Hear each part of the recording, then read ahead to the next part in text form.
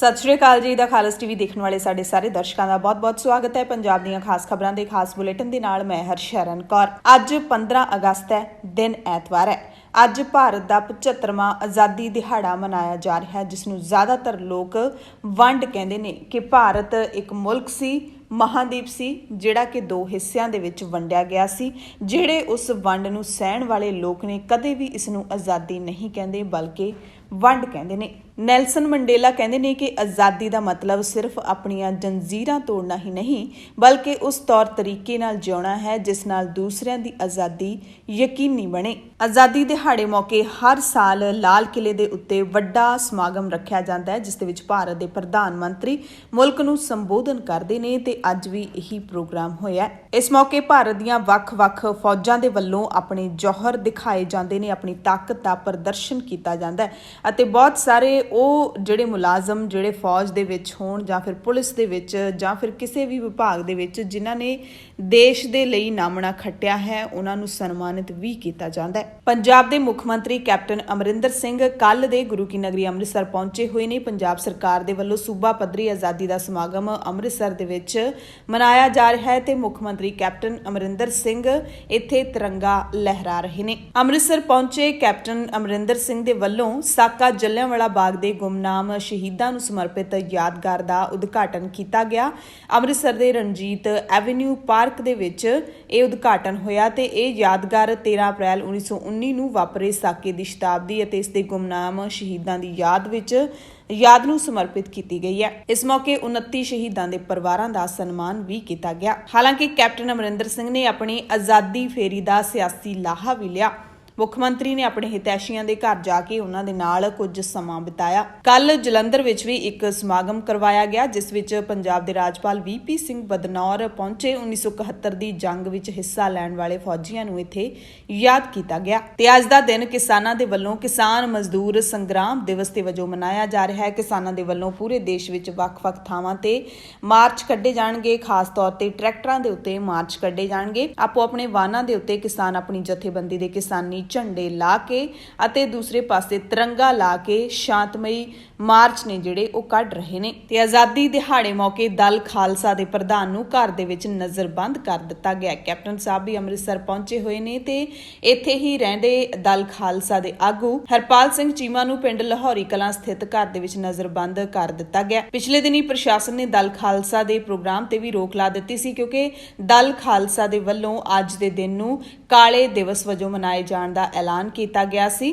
ਤੇ ਇਸ ਦਿਵਸ ਨੂੰ ਮਨਾਉਂਦਿਆਂ ਹੋਇਆਂ ਦਲ ਖਾਲਸਾ ਨੇ ਤਿਰੰਗੇ ਦੇ ਬਰਾਬਰ ਖਾਲਸਾਈ ਝੰਡੇ ਨੂੰ ਸਲਾਮੀ ਦੇਣ ਦਾ ਪ੍ਰੋਗਰਾਮ ਰੱਖਿਆ ਸੀ। ਇਹ ਪ੍ਰੋਗਰਾਮ ਵਿਰਾਸਤੀ ਮਾਰਗ ਵਿੱਚ ਗੁਰਦੁਆਰਾ ਸੰਤੋਖਸਰ ਦੇ ਬਾਹਰ ਕਰਨ ਦੀ ਯੋਜਨਾ ਬਣਾਈ ਗਈ ਸੀ। ਜਥੇਬੰਦੀ ਦੇ ਆਗੂ ਕੰਵਰਪਾਲ ਸਿੰਘ ਨੇ ਕਿਹਾ ਕਿ ਸਰਕਾਰ ਦੇ ਫੈਸਲੇ ਤੋਂ ਬਾਅਦ ਜਥੇਬੰਦੀ ਦੇ ਆਗੂਆਂ ਨਾਲ ਹੋਈ ਮੀਟਿੰਗ ਵਿੱਚ ਜਥੇਬੰਦੀ ਨੇ ਆਪਣਾ ਪ੍ਰੋਗਰਾਮ ਨਿਰਧਾਰਿਤ ਥਾਂ ਤੇ ਕਰਨ ਦਾ ਫੈਸਲਾ ਕੀਤਾ, ਯਾਨੀ ਕਿ ਅੰਮ੍ਰਿਤਸਰ ਦੇ ਵਿੱਚ ਜਿਹੜੇ ਨੇ ਹਾਲਾਤ ਤਣਾਅਪੂਰਨ ਬਣ ਸਕਦੇ ਨੇ ਪੁਲਿਸ ਅਤੇ ਦਲ ਖਾਲਸਾ ਦੇ ਕਾਰਕੁਨਾਂ ਦੇ ਵਿਚਕਾਰ, ਕਿਉਂਕਿ ਪੁਲਿਸ ਨੇ ਇਹ ਪ੍ਰੋਗਰਾਮ ਕਰਨ ਦੀ ਇਜਾਜ਼ਤ ਨਹੀਂ ਦਿੱਤੀ ਹੈ। ਯਾਨੀ ਕਿ ਆਜ਼ਾਦੀ ਦਿਹਾੜੇ ਮੌਕੇ ਵੀ ਲੋਕਾਂ ਨੂੰ ਆਪਣੀ ਮਨਮਰਜ਼ੀ ਦੇ ਪ੍ਰੋਗਰਾਮ ਕਰਨ ਦੀ ਇਜਾਜ਼ਤ ਨਹੀਂ ਹੈ। ਪੰਜਾਬ ਦੇ ਵਿੱਚ ਬੱਚੇ ਲਾਪਤਾ ਹੋਣ ਦੀਆਂ ਘਟਨਾਵਾਂ ਜਿਹੜੀਆਂ ਨੇ ਉਹ ਵੱਧ ਰਹੀਆਂ ਨੇ। ਸਾਡੀ ਸਭ ਨੂੰ ਅਪੀਲ ਹੈ, ਸਾਰੇ ਮਾਪਿਆਂ ਨੂੰ ਅਪੀਲ ਹੈ ਕਿ ਆਪੋ ਆਪਣੇ ਬੱਚਿਆਂ ਦਾ ਧਿਆਨ ਰੱਖੋ, ਉਹਨਾਂ ਨੂੰ ਸਮਝਾ ਕੇ ਘਰੋਂ ਭੇਜਿਆ ਕਰੋ ਜਾਂ ਜਿਵੇਂ ਵੀ ਇਸ ਮਾਹੌਲ ਦੇ ਵਿੱਚ ਤੁਸੀਂ ਆਪਣੇ ਬੱਚਿਆਂ ਦੀ ਰਾਖੀ ਕਰਨੀ ਹੈ ਜ਼ਰੂਰ ਕਰੋ, ਕਿਉਂਕਿ ਕਸਬਾ ਖਡੂਰ ਸਾਹਿਬ ਤੋਂ ਸਕੂਲ ਜਾਣ ਲਈ ਘਰੋਂ ਨਿਕਲੇ 2 ਹੋਰ ਬੱਚੇ ਭੇਤ ਭਰੀ ਹਾਲਤ ਵਿੱਚ ਲਾਪਤਾ ਹੋ ਗਏ ਨੇ। ਇਹ ਦੋਵੇਂ ਬੱਚਿਆਂ ਦੀ ਉਮਰ 15 ਸਾਲ ਤੇ 13 ਸਾਲ ਹੈ। ਦੋਵੇਂ ਬੱਚੇ ਘਰੋਂ ਸਕੂਲ ਜਾਣ ਦੇ ਲਈ ਗਏ ਸੀ ਪਰ ਸਕੂਲ ਨਹੀਂ ਪਹੁੰਚੇ। ਦੋਵਾਂ ਦੀ ਕਾਫੀ ਭਾਲ ਕੀਤੀ ਪਰ ਖਬਰ ਪੜੇ ਜਾਣ ਤੱਕ ਉਹ ਘਰ ਨਹੀਂ ਪਰਤੇ ਸਨ। ਗੁੰਮਸ਼ੁਦਗੀ ਬਾਰੇ ਪੁਲਿਸ ਚੌਂਕੀ ਖਡੂਰ ਸਾਹਿਬ ਦੇ ਵਿੱਚ ਦਰਖਾਸਤ ਦੇ ਦਿੱਤੀ ਹੈ। ਹਾਲੇ ਉਸ ਘਟਨਾ ਨੂੰ 2 ਦਿਨ ਹੀ ਹੋਏ ਨੇ ਜਦੋਂ ਇੱਕ ਹੋਰ ਇਲਾਕੇ ਦੇ ਵਿੱਚ 7 ਸਾਲ ਦਾ ਬੱਚਾ ਲਾਪਤਾ ਹੋ ਗਿਆ ਸੀ ਤੇ ਫਿਰ ਉਸ ਦੀ ਲਾਸ਼ ਮਿਲੀ ਸੀ। ਪਟਿਆਲੇ ਦੇ ਵਿੱਚ NSQF ਵੋਕੇਸ਼ਨਲ ਅਧਿਆਪਕਾਂ ਨੇ ਪੱਕੇ ਮੋਰਚੇ ਤੋਂ ਮੁੱਖ ਮੰਤਰੀ ਕੈਪਟਨ ਅਮਰਿੰਦਰ ਸਿੰਘ ਦੇ ਨਿਵਾਸ ਨਿਊ ਮੋਤੀ ਬਾਗ ਪੈਲੇਸ ਦੇ ਵੱਲ ਕਾਲੇ ਚੋਲੇ ਪਾ ਕੇ ਤੇ ਆਪਣੇ ਆਪ ਨੂੰ ਸੰਗਲਾਂ ਦੀਆਂ ਹੱਥ ਕੜੀਆਂ ਲਾ ਕੇ ਰੋਸ ਮੁਜ਼ਾਹਰਾ ਕੀਤਾ। ਬਠਿੰਡਾ ਦੇ ਵਿੱਚ ਵੀ ਪੁਰਾਣੀ ਪੈਨਸ਼ਨ ਬਹਾਲੀ ਕਮੇਟੀ ਦੇ ਸੱਦੇ ਤੇ ਵੱਖ-ਵੱਖ ਵਿਭਾਗਾਂ ਦੇ ਮੁਲਾਜ਼ਮਾਂ ਦੇ ਵੱਲੋਂ ਰੋਸ ਮੁਜ਼ਾਹਰਾ ਕੀਤਾ ਗਿਆ। ਬਠਿੰਡਾ ਦੇ ਵਿੱਚ ਡਿਪਟੀ ਸਪੀਕਰ ਤੇ ਲੰਬੀ ਦੇ ਵਿੱਚ ਵਿੱਤ ਮੰਤਰੀ ਦੀ ਕੋਠੀ ਘੇਰੀ ਗਈ ਤੇ ਉਧਰ ਸਾਹਿਬਜ਼ਾਦਾ ਅਜੀਤ ਸਿੰਘ ਨਗਰ ਮੋਹਾਲੀ ਦੇ ਵਿੱਚ ਪੱਕੇ ਧਰਨੇ ਤੇ ਬੈਠੇ ਕੱਚੇ ਅਧਿਆਪਕਾਂ ਨੇ ਅੱਜ ਦੇ ਪ੍ਰਦਰਸ਼ਨ ਮੁਲਤਵੀ ਕਰ ਦਿੱਤੇ ਗਏ ਨੇ। ਇਹਨਾਂ ਅਧਿਆਪਕਾਂ ਦੀ ਅਗਵਾਈ ਵਿੱਚ ਵੱਖ-ਵੱਖ ਅਧਿਆਪਕ ਯੂਨੀਅਨਾਂ ਦੇ ਵੱਲੋਂ ਅੱਜ ਪੰਜਾਬ ਭਰ ਦੇ ਵਿੱਚ ਮੁੱਖ ਮੰਤਰੀ ਕੈਪਟਨ ਅਮਰਿੰਦਰ ਸਿੰਘ ਅਤੇ ਸਾਰੇ ਮੰਤਰੀਆਂ ਦਾ ਘਿਰਾਓ ਕਰਨ ਦਾ ਐਲਾਨ ਕੀਤਾ ਗਿਆ ਸੀ। ਪਰ ਪੰਜਾਬ ਸਰਕਾਰ ਨੇ ਕੱਲ ਨੂੰ ਯਾਨੀ ਕਿ 16 ਅਗਸਤ ਨੂੰ ਜਿਹੜੀ ਪੰਜਾਬ ਕੈਬਨਿਟ ਦੀ ਮੀਟਿੰਗ ਹੋਣੀ ਹੈ ਉਹਦੇ ਵਿੱਚ ਅਧਿਆਪਕਾਂ ਦਾ ਮਸਲਾ ਵਿਚਾਰਨ ਦਾ ਪੂਰਾ ਭਰੋਸਾ ਦਿੱਤਾ ਹੈ, ਜਿਸ ਤੋਂ ਬਾਅਦ ਉਹਨਾਂ ਨੇ ਅੱਜ ਦੇ ਦਿਹਾੜੇ ਸਾਰੇ ਪ੍ਰਦਰਸ਼ਨ ਮੁਲਤਵੀ ਕਰਨ ਦਾ ਐਲਾਨ ਕੀਤਾ ਹੈ। ਤੇ ਮੋਹਾਲੀ ਦੇ ਵਿੱਚ ਹੀ ਤਾਲਮੇਲ ਕਮੇਟੀ ਪੰਜਾਬ ਦੇ ਬੈਨਰ ਹੇਠ ਸਰਕਾਰੀ ਸਕੂਲਾਂ ਵਿੱਚ 1.5 ਦਹਾਕੇ ਤੋਂ ਪੜ੍ਹਾ ਰਹੇ ਕੱਚੇ ਅਧਿਆਪਕ ਕੱਲ ਦੂਸਰੇ ਦਿਨ ਵੀ ਸੈਕਟਰ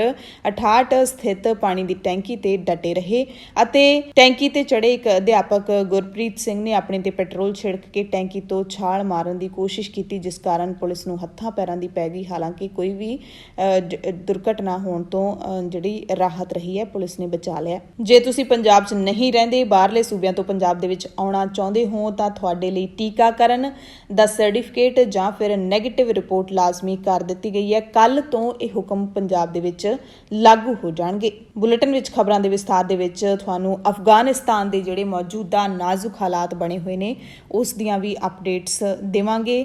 ਤੇ ਅਫਗਾਨਿਸਤਾਨ ਦੇ ਵਿੱਚ ਤਾਲਿਬਾਨ ਹੁਣ ਕਾਬਲ ਦੇ ਬਿਲਕੁਲ ਨੇੜੇ ਪਹੁੰਚ ਗਿਆ। ਅਫਗਾਨਿਸਤਾਨ ਦੀ ਰਾਜਧਾਨੀ ਹੈ ਕਾਬਲ। ਇਸੇ ਦਰਮਿਆਨ ਵਰਲਡ ਪੰਜਾਬੀ ਆਰਗੇਨਾਈਜੇਸ਼ਨ ਨੇ ਕੇਂਦਰੀ ਗ੍ਰਹਿ ਮੰਤਰੀ ਅਮਿਤ ਸ਼ਾਹ ਨੂੰ ਅਪੀਲ ਕੀਤੀ ਹੈ ਕਿ ਹਿੰਦੂ ਤੇ ਸਿੱਖ ਪਰਿਵਾਰਾਂ ਨੂੰ ਅਫਗਾਨਿਸਤਾਨ ਤੋਂ ਸੁਰੱਖਿਅਤ ਭਾਰਤ ਲਿਆਂਦਾ ਜਾਵੇ। ਸੋ ਇੱਥੇ ਅਪੀਲਾਂ ਹੋ ਰਹੀਆਂ ਨੇ, ਪਰ ਕੈਨੇਡਾ ਨੇ ਇਸ ਦਾ ਐਲਾਨ ਹੀ ਕਰ ਦਿੱਤਾ ਹੈ। ਉਹਨਾਂ ਨੇ ਦਰਵਾਜ਼ੇ ਖੋਲ੍ਹ ਦਿੱਤੇ ਨੇ ਅਫਗਾਨਿਸਤਾਨ ਦੇ ਵਿੱਚ ਰਹਿੰਦੇ ਹਿੰਦੂ, ਸਿੱਖ ਅਤੇ ਘੱਟ ਗਿਣਤੀ ਜਿਹੜੀਆਂ ਭਾਈਚਾਰੇ ਦੇ ਲੋਕ ਨੇ ਉਹਨਾਂ ਦੇ ਲਈ। ਤੇ ਇਸੇ ਦਰਮਿਆਨ ਐਸਜੀਪੀਸੀ ਪ੍ਰਧਾਨ ਬੀਬੀ ਜਗੀਰ ਕੌਰ ਨੇ ਐਲਾਨ ਕੀਤਾ ਕਿ ਅਫਗਾਨਿਸਤਾਨ ਤੋਂ ਆਉਣ ਵਾਲੇ ਸਿੱਖਾਂ ਦੇ ਰਹਿਣ ਦਾ ਪ੍ਰਬੰਧ ਅਸੀਂ ਕਰਾਂਗੇ, ਯਾਨੀ ਕਿ ਐਸਜੀਪੀਸੀ ਕਰੇਗੀ। ਬੀਬੀ ਜਗੀਰ ਕੌਰ ਨੇ ਵੀ ਪ੍ਰਧਾਨ ਮੰਤਰੀ ਨਰਿੰਦਰ ਮੋਦੀ ਅਤੇ ਵਿਦੇਸ਼ ਮੰਤਰੀ ਨੂੰ ਸਿੱਖਾਂ ਦੀ ਸੁਰੱਖਿਆ ਯਕੀਨੀ ਬਣਾਉਣ ਦੇ ਲਈ ਚਿੱਠੀ ਲਿਖੀ ਹੈ। ਤੇ ਉਧਰ ਦਿੱਲੀ ਮੋਰਚਿਆਂ ਦੇ ਵਿੱਚ ਡਟੇ ਹੋਏ ਕਿਸਾਨਾਂ ਦੇ ਵੱਲੋਂ ਦੇਸ਼ ਦੇ ਸਾਬਕਾ ਫੌਜੀਆਂ ਤੇ ਆਜ਼ਾਦੀ ਘੁਲਾਟੀਆਂ ਨੂੰ ਮੋਰਚਿਆਂ ਵਿੱਚ ਪਹੁੰਚਣ ਦੀ ਅਪੀਲ ਕੀਤੀ ਗਈ ਹੈ। ਕਿਸਾਨ ਮੋਰਚੇ ਵੱਲੋਂ ਖਿਡਾਰੀਆਂ ਦੇ ਸਨਮਾਨ ਦੇ ਵਿੱਚ ਸ਼ਾਮਲ ਬੀਜੇਪੀ ਲੀਡਰਾਂ ਦਾ ਵਿਰੋਧ ਨਾ ਕਰਨ ਦਾ ਫੈਸਲਾ ਜਿਹੜਾ ਉਹ ਲਿਆ ਹੈ। ਹਰਿਆਣਾ ਦੇ ਵਿੱਚ ਜਾਂ ਜਿੱਥੇ ਵੀ ਕਿਤੇ ਪ੍ਰੋਗਰਾਮ ਹੋਏ ਨੇ, ਜਿੱਥੇ ਵੀ ਕਿਤੇ ਖਿਡਾਰੀਆਂ ਦੇ ਸਨਮਾਨ ਦੇ ਵਿੱਚ ਭਾਜਪਾ ਨੇ ਪ੍ਰੋਗਰਾਮ ਕੀਤੇ ਨੇ, ਉਹਨਾਂ ਦਾ ਵਿਰੋਧ ਨਾ ਕਰਨ ਦਾ ਫੈਸਲਾ ਲਿਆ ਹੈ। ਯਾਨੀ ਕਿ ਜਿੱਥੇ ਪ੍ਰੋਗਰਾਮ ਹੋਏ ਨੇ ਤੇ ਜਿੱਥੇ ਹਲੇ ਹੋਣਗੇ ਬੀਜੇਪੀ ਲੀਡਰ ਸ਼ਾਮਿਲ ਹੋਣਗੇ, ਉਸ ਪ੍ਰੋਗਰਾਮ ਦਾ ਜਿਹੜਾ ਵਿਰੋਧ ਨਹੀਂ ਕੀਤਾ ਜਾਵੇਗਾ। ਅਦਰਵਾਈਜ਼ ਬੀਜੇਪੀ ਲੀਡਰਾਂ ਦਾ ਵਿਰੋਧ ਹੈ ਜਿਹੜਾ ਉਹ ਜਾਰੀ ਰਹੇਗਾ। ਦਿੱਲੀ ਮੋਰਚਿਆਂ ਦੀ ਮਜ਼ਬੂਤੀ ਲਈ ਪੰਜਾਬ ਤੋਂ ਕੁਝ ਜਥੇ ਨੇ ਜਿਹੜੇ ਉਹ ਰਵਾਨਾ ਹੋਏ ਨੇ। ਹਰਿਆਣਾ ਦੇ ਵਿੱਚ ਵੀ ਅੱਜ ਕਿਸਾਨ ਮਜ਼ਦੂਰ ਆਜ਼ਾਦੀ ਸੰਗਰਾਮ ਮਾਰਚ ਨੇ ਜਿਹੜਾ ਉਹ ਕੱਢਣਗੇ। ਭਾਰਤੀ ਕਿਸਾਨ ਯੂਨੀਅਨ ਏਕਤਾ ਉਗਰਾਹਾਂ ਦੇ ਸੂਬਾ ਪ੍ਰਧਾਨ ਜੋਗਿੰਦਰ ਸਿੰਘ ਉਗਰਾਹਾਂ ਨੇ ਕਿਹਾ ਕਿ ਮੁਲਕ ਭਾਵੇਂ ਸਾਡਾ ਆਜ਼ਾਦ ਹੈ ਪਰ ਭਾਰਤੀ ਹਲੇ ਵੀ ਗੁਲਾਮ ਨੇ। ਪੰਜਾਬ ਦੀਆਂ ਖਾਸ ਖਬਰਾਂ ਦੇ ਖਾਸ ਬੁਲੇਟਿਨ ਦੇ ਵਿੱਚ ਹੁਣ ਖਬਰਾਂ ਵਿਸਥਾਰ ਦੇ ਨਾਲ।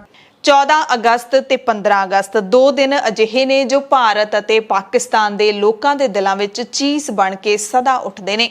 ਪਰ ਦੋਵੇਂ ਮੁਲਕਾਂ ਦੀਆਂ ਸਰਕਾਰਾਂ ਇਹਨਾਂ ਦਿਨਾਂ ਨੂੰ ਆਜ਼ਾਦੀ ਦਿਵਸ ਵਜੋਂ ਮਨਾਉਂਦੀਆਂ ਨੇ। ਸਿਆਸੀ ਲੀਡਰਾਂ ਦੇ ਕਹਿਣ ਮੁਤਾਬਿਕ ਤਾਂ ਲੋਕ ਆਜ਼ਾਦ ਹੋਏ ਸੀ, ਪਰ ਅਸਲੀਅਤ ਇਹ ਹੈ ਕਿ ਇੱਕ ਮੁਲਕ 'ਚ ਰਹਿੰਦੇ ਲੋਕ ਦੋ ਮੁਲਕਾਂ ਦੇ ਵਿੱਚ ਦੋ ਹਿੱਸਿਆਂ ਦੇ ਵਿੱਚ ਵੰਡੇ ਗਏ ਸੀ। ਕਹਿਣ ਨੂੰ ਤਾਂ ਇਹ ਦੇਸ਼ ਦੀ ਵੰਡ ਸੀ, ਪਰ ਅਸਲ ਦੇ ਵਿੱਚ ਇਹ ਦਿਲਾਂ ਦੀ ਵੰਡ ਸੀ, ਰਿਸ਼ਤਿਆਂ ਦੀ ਵੰਡ ਸੀ, ਪਰਿਵਾਰਾਂ ਦੀ ਤੇ ਸਭ ਤੋਂ ਵੱਡੀ ਗੱਲ ਭਾਵਨਾਵਾਂ ਦੀ ਵੰਡ ਸੀ। 14 ਅਗਸਤ ਦੀ ਤਾਰੀਖ ਦੇਸ਼ ਦੇ ਇਤਿਹਾਸ ਵਿੱਚ ਹੰਝੂਆਂ ਦੇ ਨਾਲ ਲਿਖੀ ਹੋਈ ਹੈ, ਇਸ ਵਿੱਚ ਕੋਈ ਸ਼ੱਕ ਨਹੀਂ ਹੈ। ਇਹ ਉਹ ਦਿਨ ਸੀ ਜਦੋਂ 14 ਅਗਸਤ 1947 ਨੂੰ ਪਾਕਿਸਤਾਨ ਵੱਖਰਾ ਮੁਲਕ ਬਣ ਗਿਆ ਸੀ, ਜਾਂ ਕਹਿ ਦਈਏ ਕਿ ਪਾਕਿਸਤਾਨ ਦਾ ਜਨਮ ਹੋਇਆ ਸੀ। ਤੇ 15 ਅਗਸਤ 1947 ਨੂੰ ਸਰਕਾਰਾਂ ਨੇ, ਲੀਡਰਾਂ ਨੇ ਭਾਰਤ ਨੂੰ ਆਜ਼ਾਦ ਐਲਾਨ ਦਿੱਤਾ ਸੀ। ਇਸ ਵੰਡ ਦੇ ਵਿੱਚ ਨਾ ਸਿਰਫ ਭਾਰਤੀ ਉਪ ਮਹਾਦੀਪ ਨੂੰ ਦੋ ਹਿੱਸਿਆਂ ਦੇ ਵਿੱਚ ਵੰਡਿਆ ਗਿਆ ਸੀ, ਬਲਕਿ ਬੰਗਾਲ ਨੂੰ ਵੀ ਵੰਡ ਦਿੱਤਾ ਗਿਆ ਸੀ। ਬੰਗਾਲ ਦਾ ਪੂਰਬੀ ਹਿੱਸਾ ਭਾਰਤ ਤੋਂ ਵੱਖ ਹੋ ਕੇ ਪੂਰਬੀ ਪਾਕਿਸਤਾਨ ਬਣ ਗਿਆ ਸੀ ਤੇ 1971 ਦੀ ਜੰਗ ਤੋਂ ਬਾਅਦ ਇਹ ਪੂਰਬੀ ਪਾਕਿਸਤਾਨ ਬੰਗਲਾਦੇਸ਼ ਬਣ ਗਿਆ ਸੀ। ਭਾਰਤ ਦੀ ਵੰਡ ਦੇ ਜ਼ਖਮ ਨੇ ਜਿਹੜੇ ਉਹ ਸਦੀਆਂ ਤੱਕ ਰਿਸਦੇ ਰਹਿਣਗੇ, ਸ਼ਾਇਦ ਉਦੋਂ ਤੱਕ ਜਦੋਂ ਤੱਕ ਇਹ ਦੁਨੀਆ ਖਤਮ ਨਹੀਂ ਹੋ ਜਾਂਦੀ। ਤੇ ਆਉਣ ਵਾਲੀਆਂ ਨਸਲਾਂ ਤਾਰੀਖ ਦੇ ਇਸ ਸਭ ਤੋਂ ਭਿਆਨਕ, ਦਰਦਨਾਕ ਤੇ ਖੂਨ ਭਿੱਜੇ ਦਿਨ ਦੀ ਚੀਸ ਨੂੰ ਸਦਾ ਮਹਿਸੂਸ ਕਰਦੀਆਂ ਰਹਿਣਗੀਆਂ। 1947 ਦੀ ਵੰਡ ਵੇਲੇ ਜੋ ਕਤਲੇਆਮ ਹੋਇਆ ਸੀ ਉਸ ਨੂੰ ਦੁਨੀਆ ਦਾ ਸਭ ਤੋਂ ਵੱਡਾ ਕਤਲੇਆਮ ਕਿਹਾ ਜਾਂਦਾ ਹੈ, ਕਿਉਂਕਿ ਉਦੋਂ ਬਹੁਤ ਵੱਡੀ ਗਿਣਤੀ ਦੇ ਵਿੱਚ ਬੇਦੋਸ਼ੇ ਲੋਕ ਮਾਰੇ ਗਏ ਸੀ। ਉਹ ਕੋਈ ਯੁੱਧ ਨਹੀਂ ਸੀ, ਬਿਨਾਂ ਯੁੱਧ ਤੋਂ ਹੀ ਲੋਕਾਂ ਦਾ ਕਤਲੇਆਮ ਕੀਤਾ ਗਿਆ ਸੀ। ਨਿਹੱਥੇ ਲੋਕਾਂ ਦਾ ਅੰਨ੍ਹੇਵਾਹ ਕਤਲੇਆਮ ਕੀਤਾ ਗਿਆ ਸੀ ਤੇ ਲੋਕਾਂ ਨੂੰ ਆਪਣੇ ਪਰਿਵਾਰਾਂ ਤੋਂ ਵਿਛੋੜ ਦਿੱਤਾ ਗਿਆ ਸੀ। ਉਹ ਜਿਹੜਾ ਕਹਿਰ ਸੀ, ਉਹ ਦਰਦ ਸੀ, ਅੱਜ ਵੀ ਲੋਕ ਮਹਿਸੂਸ ਕਰਦੇ ਨੇ। ਸੋ 14 ਅਗਸਤ ਨੂੰ ਪਾਕਿਸਤਾਨ ਭਾਵੇਂ ਆਪਣੇ ਮੁਲਕ ਦੇ ਵਿੱਚ ਆਜ਼ਾਦੀ ਦਾ ਜਸ਼ਨ ਮਨਾਉਂਦਾ ਹੈ, ਪਰ ਇਸ ਵਾਰੀ ਪ੍ਰਧਾਨ ਮੰਤਰੀ ਨਰਿੰਦਰ ਮੋਦੀ ਨੇ ਇੱਕ ਨਵਾਂ ਹੀ ਐਲਾਨ ਕਰ ਦਿੱਤਾ ਹੈ ਕਿ 14 ਅਗਸਤ ਨੂੰ ਅਸੀਂ ਵੰਡ ਦੇ ਦੁਖਾਂਤ ਦਿਹਾੜੇ ਵਜੋਂ ਮਨਾਇਆ ਕਰਾਂਗੇ।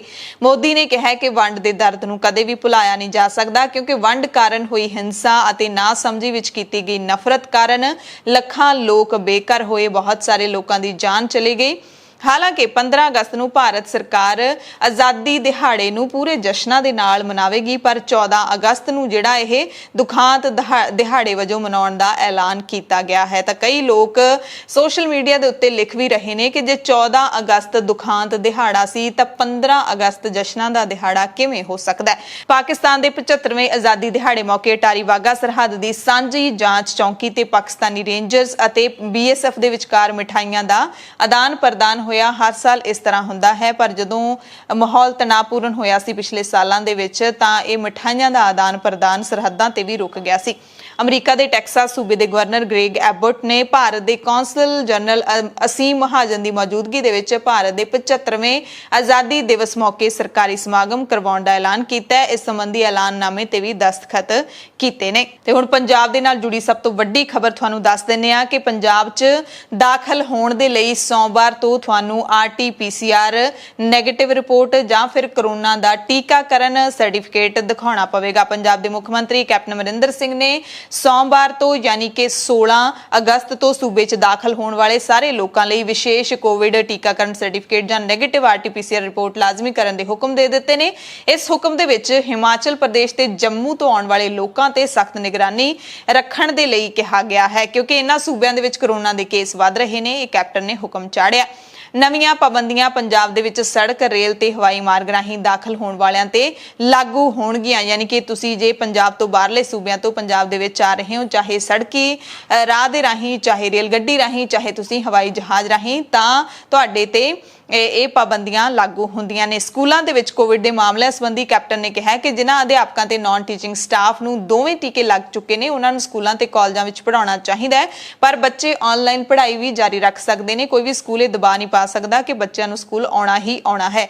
ਨਾਲ ਉਹਨਾਂ ਨੂੰ ਆਨਲਾਈਨ ਪੜ੍ਹਾਈ ਦੀ ਆਪਸ਼ਨ ਹੈ ਜਿਹੜੀ ਉਹ ਜ਼ਰੂਰ ਦਿੱਤੀ ਜਾਣੀ ਚਾਹੀਦੀ ਹੈ। ਕੈਪਟਨ ਨੇ ਟੀਕਾਕਰਨ ਦੇ ਲਈ ਅਧਿਆਪਕਾਂ ਤੇ ਗੈਰ ਅਧਿਆਪਕ ਸਟਾਫ ਨੂੰ ਤਰਜੀਹ ਦੇਣ ਦੇ ਹੁਕਮ ਦਿੱਤੇ ਤੇ ਇਹਦੇ ਲਈ ਖਾਸ ਕੈਂਪ ਲਾਉਣ ਲਈ ਵੀ ਕਿਹਾ। ਮੁੱਖ ਮੰਤਰੀ ਨੇ ਕਿਹਾ ਕਿ ਸੂਬੇ ਦੇ ਵਿੱਚ ਰੋਜ਼ਾਨਾ 60,000 ਕਰੋਨਾ ਟੈਸਟ ਕੀਤੇ ਜਾਣ। ਦਰਅਸਲ ਪੰਜਾਬ ਦੇ ਵਿੱਚ ਲੰਘੇ ਕੁਝ ਦਿਨਾਂ ਤੋਂ ਕਰੋਨਾ ਦੇ ਮਾਮਲੇ ਵਧੇ ਨੇ। ਖਾਸ ਤੌਰ ਤੇ ਸਕੂਲ ਖੁੱਲਣ ਤੋਂ ਬਾਅਦ ਪੰਜਾਬ ਦੇ ਕੁਝ ਇਲਾਕਿਆਂ ਦੇ ਵਿੱਚ ਕਰੋਨਾ ਦੇ ਮਾਮਲਿਆਂ ਦੇ ਵਿੱਚ ਵਾਧਾ ਦੇਖਿਆ ਗਿਆ। ਕੁਝ ਸਕੂਲਾਂ ਦੇ ਵਿੱਚ ਕਰੀਬ 41 ਬੱਚੇ ਤੇ ਇੱਕ ਅਧਿਆਪਕ ਕੋਵਿਡ ਪੋਜ਼ਿਟਿਵ ਮਿਲੇ ਨੇ। ਕੈਪਟਨ ਅਮਰਿੰਦਰ ਸਿੰਘ ਨੇ ਜੋ ਹੁਕਮ ਜਾਰੀ ਕੀਤੇ ਨੇ ਉਹਨਾਂ 'ਚ ਲਿਖਿਆ ਕਿ ਪੰਜਾਬ ਦੇ ਵਿੱਚ ਦਾਖਲੇ ਲਈ ਨੈਗੇਟਿਵ RT-PCR ਰਿਪੋਰਟ ਜਾਂ ਵੈਕਸੀਨ ਦੇ ਦੋਵੇਂ ਟੀਕੇ ਲੱਗੇ ਹੋਣੇ ਜ਼ਰੂਰੀ ਨੇ। ਸਕੂਲ ਵਿੱਚ ਇੱਕ ਬੈਂਚ ਤੇ ਇੱਕ ਬੱਚਾ ਹੀ ਬੈਠੇਗਾ। ਸਕੂਲ ਵਿੱਚ ਰੋਜ਼ਾਨਾ 10,000 ਟੈਸਟ ਕੀਤੇ ਜਾਣਗੇ। ਸੂਬਾ ਪੱਧਰ ਤੇ 60,000 ਟੈਸਟ ਰੋਜ਼ਾਨਾ ਕਰਨ ਦੇ ਹੁਕਮ ਦਿੱਤੇ ਨੇ। ਜੇ ਜ਼ਮੀਨੀ ਹਾਲਾਤ ਆਪਾਂ ਦੇਖ ਲਈਏ ਤਾਂ ਪੰਜਾਬ ਦੇ ਵਿੱਚ ਵੈਕਸੀਨ ਦੀ ਸਪਲਾਈ ਕੇਂਦਰ ਸਰਕਾਰ ਦੇ ਵੱਲੋਂ ਘੱਟ ਦਿੱਤੀ ਜਾ ਰਹੀ ਹੈ।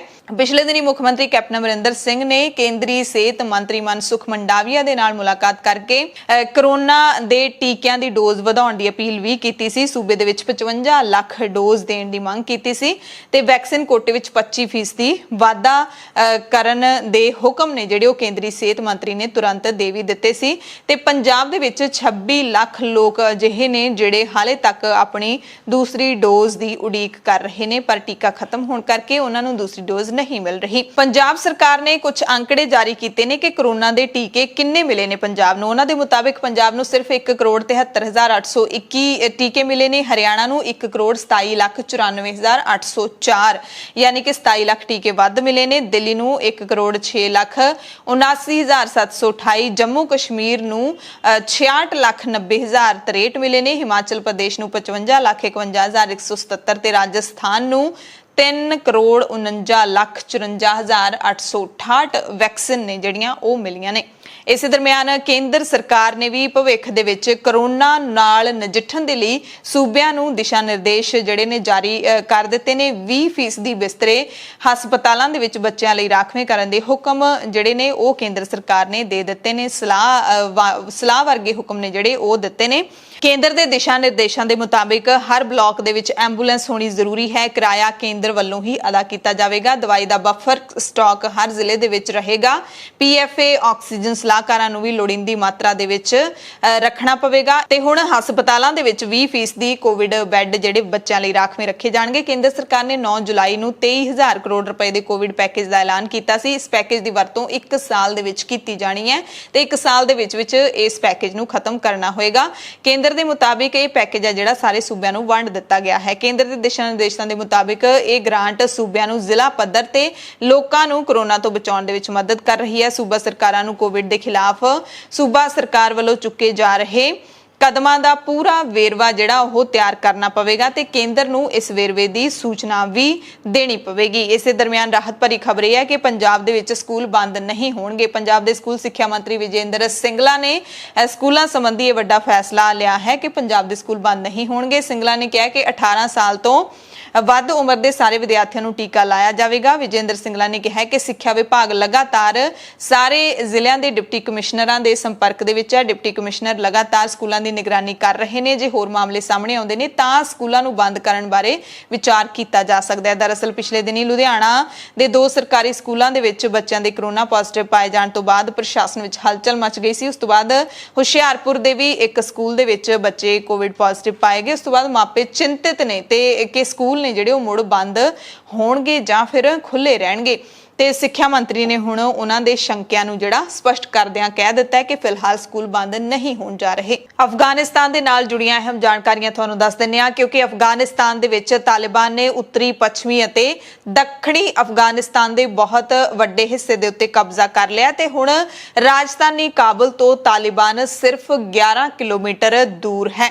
11 ਕਿਲੋਮੀਟਰ ਦੂਰ ਦੱਖਣ ਦੇ ਵਿੱਚ ਸਰਕਾਰੀ ਫੌਜਾਂ ਦੇ ਨਾਲ ਤਾਲਿਬਾਨ ਦਾ ਯੁੱਧ ਹੈ ਜਿਹੜਾ ਉਹ ਚੱਲ ਰਿਹਾ ਹੈ। ਤਾਲਿਬਾਨ ਨੇ ਉੱਤਰੀ ਸ਼ਹਿਰ ਮਜ਼ਾਰੇ ਸ਼ਰੀਫ ਤੇ ਕਬਜ਼ੇ ਲਈ ਵੱਡਾ ਹਮਲਾ ਕਰ ਦਿੱਤਾ ਹੈ। ਇਸ ਦੌਰਾਨ ਤਾਲਿਬਾਨ ਨੇ ਦੇਸ਼ ਦੀ ਰਾਜਧਾਨੀ ਦੇ ਦੱਖਣ ਵਿੱਚ ਵਸੇ ਲੋਗਾਰ ਤੇ ਵੀ ਪੂਰੀ ਤਰ੍ਹਾਂ ਕਬਜ਼ਾ ਕਰ ਲਿਆ। ਇਸੇ ਦਰਮਿਆਨ ਸੰਯੁਕਤ ਰਾਸ਼ਟਰ ਨੇ ਤਾਲਿਬਾਨ ਨੂੰ ਆਪਣੇ ਹਮਲੇ ਬੰਦ ਕਰਨ ਦੀ ਅਪੀਲ ਵੀ ਕੀਤੀ ਪਰ ਤਾਲਿਬਾਨ ਤੇ ਇਸ ਅਪੀਲ ਦਾ ਕੋਈ ਅਸਰ ਨਹੀਂ ਹੋਇਆ। ਇਸ ਦੌਰਾਨ ਤਾਲਿਬਾਨ ਨੇ ਕੰਧਾਰ ਦੇ ਵਿੱਚ ਰੇਡੀਓ ਸਟੇਸ਼ਨ ਤੇ ਕਬਜ਼ਾ ਕਰਕੇ ਰੇਡੀਓ ਸਟੇਸ਼ਨ ਦਾ ਨਾਮ ਵੌਇਸ ਆਫ ਸਰੀਆ ਰੱਖ ਦਿੱਤਾ ਹੈ ਤੇ ਇਹਦੇ ਵਿੱਚ ਸਾਰੇ ਮੁਲਾਜ਼ਮ ਉਹੀ ਮੌਜੂਦ ਨੇ ਪਰ ਉਹ ਖਬਰਾਂ ਸਿਆਸੀ ਵਿਸ਼ਲੇਸ਼ਣ ਕਰਨ ਤੋਂ ਇਲਾਵਾ ਕੁਰਾਨ ਦੀਆਂ ਆਇਤਾਂ ਹੁਣ ਪੜਿਆ ਕਰਨਗੇ। ਇੰਜ ਮਹਿਸੂਸ ਹੋ ਰਿਹਾ ਕਿ ਹੁਣ ਰੇਡੀਓ ਸਟੇਸ਼ਨ ਤੋਂ ਗੀਤ ਸੰਗੀਤ ਦਾ ਪ੍ਰੋਗਰਾਮ ਸ਼ਾਇਦ ਨਹੀਂ ਹੋਵੇਗਾ। ਤਾਲਿਬਾਨ ਦੇ ਦਿਨ ਪ੍ਰਤੀ ਦਿਨ ਵਧਦੇ ਪ੍ਰਭਾਵ ਦੇ ਕਾਰਨ ਅਮਰੀਕੀ ਡਿਪਲੋਮੇਟਾਂ ਤੇ ਉਹਨਾਂ ਦੇ ਹਜ਼ਾਰਾਂ ਅਫਗਾਨ ਸਹਿਯੋਗੀਆਂ ਨੂੰ ਹਵਾਈ ਜਹਾਜ਼ਾਂ ਰਾਹੀਂ ਕੱਢਣ ਦੌਰਾਨ ਸੁਰੱਖਿਆ ਦੇ ਲਈ ਅਮਰੀਕੀ ਫੌਜ ਦੀਆਂ ਟੁਕੜੀਆਂ ਨੇ ਜਿਹੜੀਆਂ ਉਹ ਵੀ ਕਾਬਲ ਪਹੁੰਚ ਗਈਆਂ ਨੇ। ਨਾਜ਼ੁਕ ਹਾਲਾਤਾਂ ਦੇ ਦਰਮਿਆਨ ਅਫਗਾਨਿਸਤਾਨ ਦੇ ਰਾਸ਼ਟਰਪਤੀ ਅਸ਼ਰਫ ਗਨੀ ਨੇ ਟੀਵੀ ਰਾਹੀਂ ਮੁਲਕ ਵਾਸੀਆਂ ਨੂੰ ਸੰਬੋਧਨ ਕਰਦਿਆਂ ਲੰਘੇ 20 ਸਾਲ ਦੀਆਂ ਪ੍ਰਾਪਤੀਆਂ ਨੂੰ ਜ਼ਾਇਆ ਨਾ ਜਾਣ ਦੇਣ ਦਾ ਐਲਾਨ ਕੀਤਾ ਹੈ। ਗਨੀ ਨੇ ਕਿਹਾ ਕਿ ਤਾਲਿਬਾਨ ਹਮਲਿਆਂ ਦੇ ਬਾਵਜੂਦ ਰਾਏ ਮਸ਼ਵਰੇ ਚੱਲ ਰਹੇ ਨੇ। ਤਾਲਿਬਾਨ ਵੱਲੋਂ ਦੇਸ਼ ਦੇ ਮੁੱਖ ਖੇਤਰਾਂ ਤੇ ਕਬਜ਼ੇ ਤੋਂ ਬਾਅਦ ਇਹ ਰਾਸ਼ਟਰਪਤੀ ਦੀ ਪਹਿਲੀ ਜਨਤਕ ਟਿੱਪਣੀ ਹੈ। ਇਸੇ ਦਰਮਿਆਨ ਨੇਟੋ ਨੇ ਵੀ ਤਾਲਿਬਾਨ ਨੂੰ ਚੇਤਾਵਨੀ ਦਿੱਤੀ ਹੈ। ਵਿਗੜਦੇ ਹਾਲਾਤਾਂ ਦੇ ਦਰਮਿਆਨ ਨੇਟੋ ਯਾਨੀ ਕਿ ਨਾਰਥ ਐਟਲਾਂਟਿਕ ਟ੍ਰੀਟੀ ਆਰਗੇਨਾਈਜੇਸ਼ਨ ਦੇ ਸਕੱਤਰ ਜਨਰਲ ਜੇਮਸ ਸਟੋਲਟੇਨਬਰਗ ਨੇ ਕਿਹਾ ਹੈ ਕਿ ਤਾਲਿਬਾਨ ਨੇ ਅਫਗਾਨਿਸਤਾਨ ਤੇ ਜੇ ਕਬਜ਼ਾ ਕੀਤਾ ਧੱਕੇ ਨਾਲ ਤਾਂ ਮਾਨਤਾ ਨਹੀਂ ਮਿਲੇਗੀ। ਕਿਹਾ ਕਿ ਤਾਲਿਬਾਨ ਨੂੰ ਇਹ ਸਮਝਣ ਦੀ ਜ਼ਰੂਰਤ ਹੈ ਕਿ ਜੇ ਉਹ ਦੇਸ਼ ਤੇ ਜ਼ਬਰਦਸਤੀ ਕਬਜ਼ਾ ਕਰਦੇ ਨੇ ਤਾਂ ਉਹਨਾਂ ਨੂੰ ਕੌਮਾਂਤਰੀ ਭਾਈਚਾਰੇ ਵੱਲੋਂ ਕੋਈ ਮਾਨਤਾ ਨਹੀਂ ਦਿੱਤੀ ਜਾਏਗੀ। ਅਸੀਂ ਸੰਘਰਸ਼ ਦੇ ਸਿਆਸੀ ਹੱਲ ਦਾ ਸਮਰਥਨ ਕਰਨ ਦੇ ਲਈ ਵਚਨਬੱਧ ਹਾਂ। NATO America, France, Germany, Canada, ਤੁਰਕੀ, ਸਪੇਨ ਸਮੇਤ 30 ਦੇਸ਼ਾਂ ਦਾ ਇੱਕ ਗਰੁੱਪ ਹੈ। ਤਾਲਿਬਾਨ ਦੇ ਖਿਲਾਫ 2001 ਤੋਂ ਅਫਗਾਨਿਸਤਾਨ ਵਿੱਚ ਸ਼ੁਰੂ ਹੋਈ ਮੁਹਿੰਮ ਵਿੱਚ ਨੇਟੋ ਮੁਲਕ ਹੀ ਸ਼ਾਮਿਲ ਸਨ। ਤੇ ਅਫਗਾਨਿਸਤਾਨ ਦੇ ਵਿੱਚ ਤਾਲਿਬਾਨ ਦੇ ਤੇਜ਼ੀ ਨਾਲ ਵਧਦੇ ਕਬਜ਼ਿਆਂ ਦੇ ਵਿਚਕਾਰ ਅਮਰੀਕੀ ਰਾਸ਼ਟਰਪਤੀ ਤੇ ਵੀ ਸਵਾਲ ਉੱਠਣ ਲੱਗੇ ਨੇ ਪਰ ਬਾਈਡਨ ਫੌਜੀਆਂ ਨੂੰ ਵਾਪਸ ਬੁਲਾਉਣ ਦੇ ਫੈਸਲੇ ਤੇ ਬਿਲਕੁਲ ਪੂਰੀ ਤਰ੍ਹਾਂ ਅਡਿੱਗ ਨੇ ਤੇ ਉਹਨਾਂ ਦਾ ਮੰਨਣਾ ਹੈ ਕਿ ਜਨਤਾ ਮੇਰੇ ਨਾਲ ਹੈ। 20 ਸਾਲ ਦੇ ਵਿੱਚ $2 ਟ੍ਰਿਲੀਅਨ ਖਰਚ ਕਰਨ ਤੋਂ ਬਾਅਦ ਤੇ 2500 ਅਮਰੀਕੀਆਂ ਦੀ ਜਾਨ ਗਵਾਉਣ ਤੋਂ ਬਾਅਦ ਅਮਰੀਕਾ ਆਪਣੇ ਫੌਜੀਆਂ ਨੂੰ ਹੁਣ ਵਾਪਸ ਬੁਲਾ ਰਿਹਾ ਹੈ। ਇਸ ਦਰਮਿਆਨ ਤਾਲਿਬਾਨ ਬਿਨਾਂ ਮੁਕਾਬਲੇ ਦੇ ਅਫਗਾਨਿਸਤਾਨ ਦੇ ਕਈ ਵੱਡੇ ਸ਼ਹਿਰਾਂ ਤੇ ਕਬਜ਼ਾ कर चुका है ते काबुल दे नेड़े पहुंच गया। खबर एजेंसी AFP के मुताबिक विरोधी ते रिपब्लिकन पार्टी ने बाइडन ते कई सवाल चुके ने। अमरीकी टीवी ते अफगानिस्तान दीयां तस्वीरां दे नाल बाइडन दा करीब 1 महीने पुराना वो बयान भी चलाया जा रहा है, जिस विच उन्होंने कहा सी कि तालिबान सब कुछ चलाएगा अते देश विच सारियां थावां ते उन्हां दा कब्जा होएगा। इस दी उम्मीद बहुत घट है। सो अमरीका ने भावें अपने पैर पिछे खिंच लए ने, अपने फौजियां नूं वापस बुलाउण दे फैसले ते अडिग है, पर कैनेडा ने अपने दरवाजे खोल दिते ने अफगानिस्तान दे विच वसदे घट गिणती लोकां दे लई। कैनेडा दे इमीग्रेशन, रिफ्यूजीज अते सिटीजनशिप मंत्री मार्को मैंडिसिनो ने अफगानिस्तान दे रिफ्यूजियां बारे वड्डा ऐलान कीता है। उन्होंने कहा कि कैनेडा अपने पहला तो जारी विशेष इमीग्रेशन प्रोग्राम के तहत 20,000 अफगान रिफ्यूजियां का स्वागत करेगा। उन्होंने कहा कि इस दिशा विच कीतियां जाण वालीआं कोशिशां दे केंद्र विच महिला आगुआं समेत वो लोग होणगे जिन्हां नूं खास तौर ते अफगानिस्तान दे विच खतरा है। उन्होंने भी कहा कि अफगानिस्तान विच कैनेडियन मिशन के मददगार अफगानां नूं उत्थों कड्ढण लई कैनेडा पूरे यतन कर रहा है। इस दरमियान कैनेडा के रक्षा मंत्री हरजीत सिंह सज्जन ने भी बयान दिता है, दस्सिया कि कैनेडा सरकार ने आने वाले कई महीनों दौरान अफगान, सिख अते हिंदू परिवारां दे एक ग्रुप दे अफगानिस्तान तो बाहर मुड़ वसेबे दे लई मनमीत सिंह भुल्लर फाउंडेशन दे नाल समझौता कीता है। सज्जन ने कहा कि कई सौ होर हिंदू ते सिखां नूं मुड़ वसाउण लई इस प्रोग्राम दा असीं विस्तार करांगे, यानी कि कैनेडा ने हिंदू सिखां सने होर शरणार्थियों के लिए अपने दरवाजे खोल दिते ने ते बहुत चंगा कदम है, क्योंकि इस नाल बहुत सारे लोग जिहड़े अजाई उत्थे बर्बाद हो जाने सी, हो सकदा है मारे भी जाने सी इस जंग दे विच, वो जरूर बच जाणगे, उन्हां नूं नवां जीवन मिलेगा। अफगानिस्तान दे विच विगड़े हालातां दे दरमियान पंजाब तो कांग्रेस के राज सभा मैंबर प्रताप सिंह बाजवा भी चिंतित ने। बाजवा ने एक हथियारां दे जखीरे की वीडियो पोस्ट की है ते विदेश मंत्री S जयशंकर नूं अपील की है कि अफगानिस्तान दे विच भारती हितां दी रखिया की जावे। पर दूजे पासे अफगानिस्तान सरकार दे नाल युद्ध कर रहे तालिबान ने भारत नूं चेतावनी दे दित्ती है। बागी जथेबंदी दे बुलारे ने स्पष्ट किया कि भारत नूं अफगानिस्तान दे विच फौजी भेजण तो बचना चाहिए।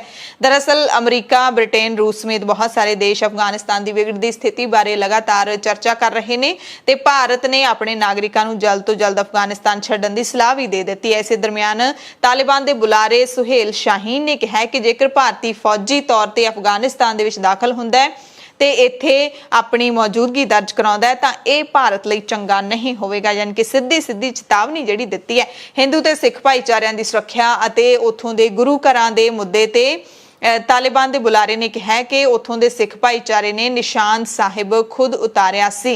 उन्होंने खुद इसनूं हटा दिता सी। जदों मीडिया विच खबर आई तां असीं पक्तिया सूबे दे विच अपने अधिकारियों के नाल गल कीती ते उन्हां नूं इस बारे दस्सिया।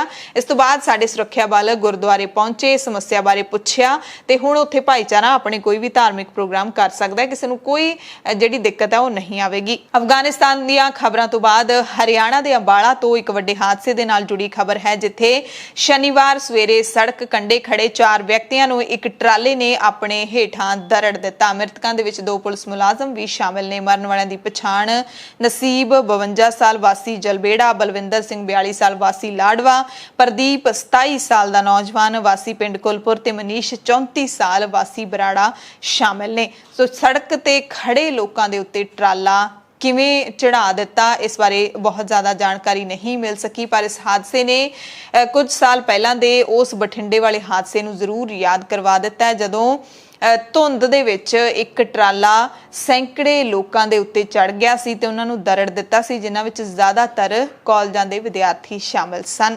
किन्नौर हादसे दे नाल जुड़ी हुई खबर है। हिमाचल प्रदेश के किन्नौर दे विच पहाड़ खिसकण कारण मरण वालियां दी गिणती वधदी जा रही है। शनिवार नूं मलबे दे विचों 6 होर लाशां बरामद होण दे नाल मरण वालियां दी गिणती हुण 23 हो गई है। ITBP ने यह जानकारी साझी की है। खोज ते बचाव कार्य हाले भी जारी ने। हादसे का शिकार हुई HRTC बस के बहुत सारे यात्री हाले भी लापता ने। मौके ते पत्थर डिग्गण का सिलसिला भी रुकिया नहीं है।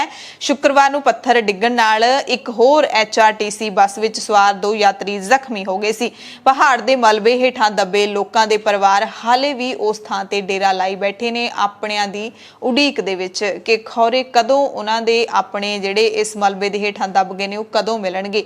इहदे विच कोई शक नहीं है कि जिउंदा हले कोई भी बच्चा नहीं होवेगा। जे कोई कुदरत दा करिश्मा होवे तां वो कह नहीं सकदे, ਪਰ ਉਹ ਆਪਣਿਆਂ ਦੀ ਆਖਰੀ ਝਲਕ ਦੇਖਣ ਦੇ ਲਈ ਬੇਤਾਬ ਨੇ ਤੇ ਉਸੇ ਥਾਂ ਤੇ ਬੈਠੇ ਨੇ। ਇੰਜੀਨੀਅਰਾਂ ਦੀ ਇੱਕ ਟੀਮ ਵੀ ਪਹਾੜੀ ਦੇ ਸਿਖਰ ਦਾ ਸਰਵੇਖਣ ਕਰੇਗੀ ਤਾਂ ਜੋ ਪੱਥਰ ਡਿੱਗਣ ਦੇ ਸਿਲਸਿਲੇ ਨੂੰ ਰੋਕਣ ਦੇ ਉਪਾਅ ਨੇ ਜਿਹੜੇ ਉਹ ਕੱਢੇ ਜਾ ਸਕਣ। ਹੁਣ ਤੱਕ ਮੀਂਹ ਨਾਲ ਜੁੜੀਆਂ ਘਟਨਾਵਾਂ ਵਿੱਚ ਹਿਮਾਚਲ ਦੇ ਵਿੱਚ 254 ਲੋਕਾਂ ਦੀ ਜਾਨ ਚਲੀ ਗਈ ਹੈ। पंजाब के मुख मंत्री कैप्टन अमरिंदर सिंह ने दावा किया है कि मैं तां दब के किसानों की मदद की है, पर कोई शरारती अंसर सोशल मीडिया ते पोस्टां पा के मेरे बारे गलत प्रचार कर रहा है। कैप्टन ने कहा कि कोई शरारती अंसर मेरे नाम ते पोस्ट पा रहा है कि मैं आख्या सी कि जिहड़े किसान उत्थे प्रदर्शन कर रहे हैं वो खालिस्तानी ते पाकिस्तानी ने। इस सरासर किसी की बदमाशी है। मैं इस बार भी केंद्र कोल पहुंच करके इस मसले दे हल करन दे लई कह चुका। असीं हमेशा किसानां दे नाल खड़े हां ते खड़े रहांगे। ਤੇ ਅਜਿਹੀਆਂ ਪੋਸਟਾਂ ਪਾਉਣ ਵਾਲਿਆਂ ਨੂੰ ਕੈਪਟਨ ਨੇ ਸਖਤ ਚੇਤਾਵਨੀ ਦਿੱਤੀ ਹੈ। ਉਹਨਾਂ ਕਿਹਾ ਕਿ ਜਦੋਂ ਤੋਂ ਸੰਘਰਸ਼ ਸ਼ੁਰੂ ਹੋਇਆ ਮੈਂ ਕਿਸਾਨਾਂ ਦੇ ਹੱਕ ਵਿੱਚ ਆਵਾਜ਼ ਬੁਲੰਦ ਕਰਦਾ ਰਿਹਾ, ਪਰ ਕੁਝ ਸ਼ਰਾਰਤੀ ਅੰਸਰ ਇਸ ਬਾਰੇ ਲੋਕਾਂ ਨੂੰ ਗੁੰਮਰਾਹ ਕਰ ਰਹੇ ਨੇ। ਇਹ ਕਿਸੇ ਦੀ ਚਾਲ ਹੈ ਤੇ ਲੋਕ ਇਸ ਤੋਂ ਚੌਕਸ ਰਹਿਣ। ਤੇ ਪੰਜਾਬ ਦੇ ਮੁੱਖ ਮੰਤਰੀ ਕੈਪਟਨ ਅਮਰਿੰਦਰ ਸਿੰਘ 15 ਅਗਸਤ ਨੂੰ ਦੇਸ਼ ਦੀ ਵੰਡ ਮੌਕੇ ਮਨਾਏ ਜਾਣ ਵਾਲੇ ਆਜ਼ਾਦੀ ਦਿਹਾੜੇ ਤੇ ਗੁਰੂ ਕੀ ਨਗਰੀ ਅੰਮ੍ਰਿਤਸਰ ਦੇ ਵਿੱਚ ਤਿਰੰਗਾ ਲਹਿਰਾਉਣਗੇ ਤੇ ਇੱਕ ਦਿਨ ਪਹਿਲਾਂ ਹੀ ਅੰਮ੍ਰਿਤਸਰ ਪਹੁੰਚ ਚੁੱਕੇ ਨੇ। 2 ਦਿਨਾਂ ਦੀ ਫੇਰੀ ਹੈ ਕੈਪਟਨ ਦੀ ਅੰਮ੍ਰਿਤਸਰ ਦੇ ਵਿੱਚ। ਪਹਿਲੇ ਦਿਨ ਯਾਨੀ ਕਿ ਸ਼ਨੀਵਾਰ ਨੂੰ ਗੁਰੂ ਨਾਨਕ ਦੇਵ ਯੂਨੀਵਰਸਿਟੀ ਵਿੱਚ ਧਾਰਮਿਕ ਸ਼ਖਸੀਅਤ ਸੰਤ ਪ੍ਰੇਮ ਸਿੰਘ ਮੁਰਾਲੇ ਵਾਲਿਆਂ ਦੀ ਯਾਦ ਵਿੱਚ ਚੇਅਰ ਸਥਾਪਿਤ ਕੀਤੀ ਗਈ ਤੇ ਕਈ ਹੋਰ ਪ੍ਰੋਜੈਕਟ ਇੱਥੇ ਲੋਕਾਂ ਨੂੰ ਸਮਰਪਿਤ ਕੀਤੇ। ਮੁੱਖ ਮੰਤਰੀ ਆਜ਼ਾਦੀ ਦਿਹਾੜੇ ਮੌਕੇ ਸੂਬਾ ਪੱਧਰੀ ਸਮਾਗਮ ਜਿਹੜੇ ਅੰਮ੍ਰਿਤਸਰ ਚ ਹੋਣਗੇ ਉਹਨਾਂ ਦੀ ਅਗਵਾਈ ਕਰਨਗੇ। ਬਲਵੰਤ ਸਿੰਘ ਰਾਮੂਵਾਲੀਆ ਦੀ ਧੀ ਤੇ ਪਿਛਲੇ ਦਿਨੀ ਬੀਜੇਪੀ ਦਾ ਪੱਲਾ ਫੜਨ ਵਾਲੀ ਅਮਨਜੋਤ ਕੌਰ ਰਾਮੂਵਾਲੀਆ, ਜਿਸ ਨੂੰ ਕਿ ਬੀਜੇਪੀ ਨੇ ਪੰਜਾਬ ਦੇ ਬੁਲਾਰਾ ਨਿਯੁਕਤ ਕੀਤਾ ਹੈ, ਉਹਨਾਂ ਨੇ ਕੇਂਦਰੀ ਖੇਤੀਬਾੜੀ ਮੰਤਰੀ ਨਰਿੰਦਰ ਤੋਮਰ ਦੇ ਨਾਲ ਦਿੱਲੀ ਦੇ ਵਿੱਚ ਮੁਲਾਕਾਤ ਕੀਤੀ। ਤੋਮਰ ਨੂੰ ਪੰਜਾਬ ਦੇ ਕਿਸਾਨਾਂ ਦੇ ਮਸਲਿਆਂ ਬਾਰੇ ਜਾਣੂ ਕਰਵਾਇਆ। ਇਹ ਖੁਦ ਬੀਬੀ ਅਮਨਜੋਤ ਕੌਰ ਨੇ ਕਿਹਾ, ਕਹਿੰਦੇ ਅਸੀਂ ਆਪਣੀ ਚਿੰਤਾ ਪ੍ਰਗਟ ਕੀਤੀ ਹੈ ਕਿ ਮੌਜੂਦਾ ਕਿਸਾਨ ਅੰਦੋਲਨ ਛੇਤੀ ਤੋਂ ਛੇਤੀ ਸ਼ਾਂਤੀਪੂਰਵਕ ਤਰੀਕੇ ਦੇ ਨਾਲ ਖਤਮ ਹੋਣਾ ਚਾਹੀਦਾ ਹੈ ਤੇ ਅਸੀਂ ਅਪੀਲ ਕੀਤੀ ਹੈ ਕਿ ਸਾਰੇ ਕਿਸਾਨ ਸੁਰੱਖਿਅਤ ਆਪਣੇ ਘਰਾਂ ਨੂੰ ਪਰਤ ਜਾਣ। ਇਹ ਆਸ ਕਰਦੇ ਹਾਂ ਕਿ ਕੇਂਦਰ ਸਰਕਾਰ ਕੋਈ ਹੱਲ ਕੱਢੇ।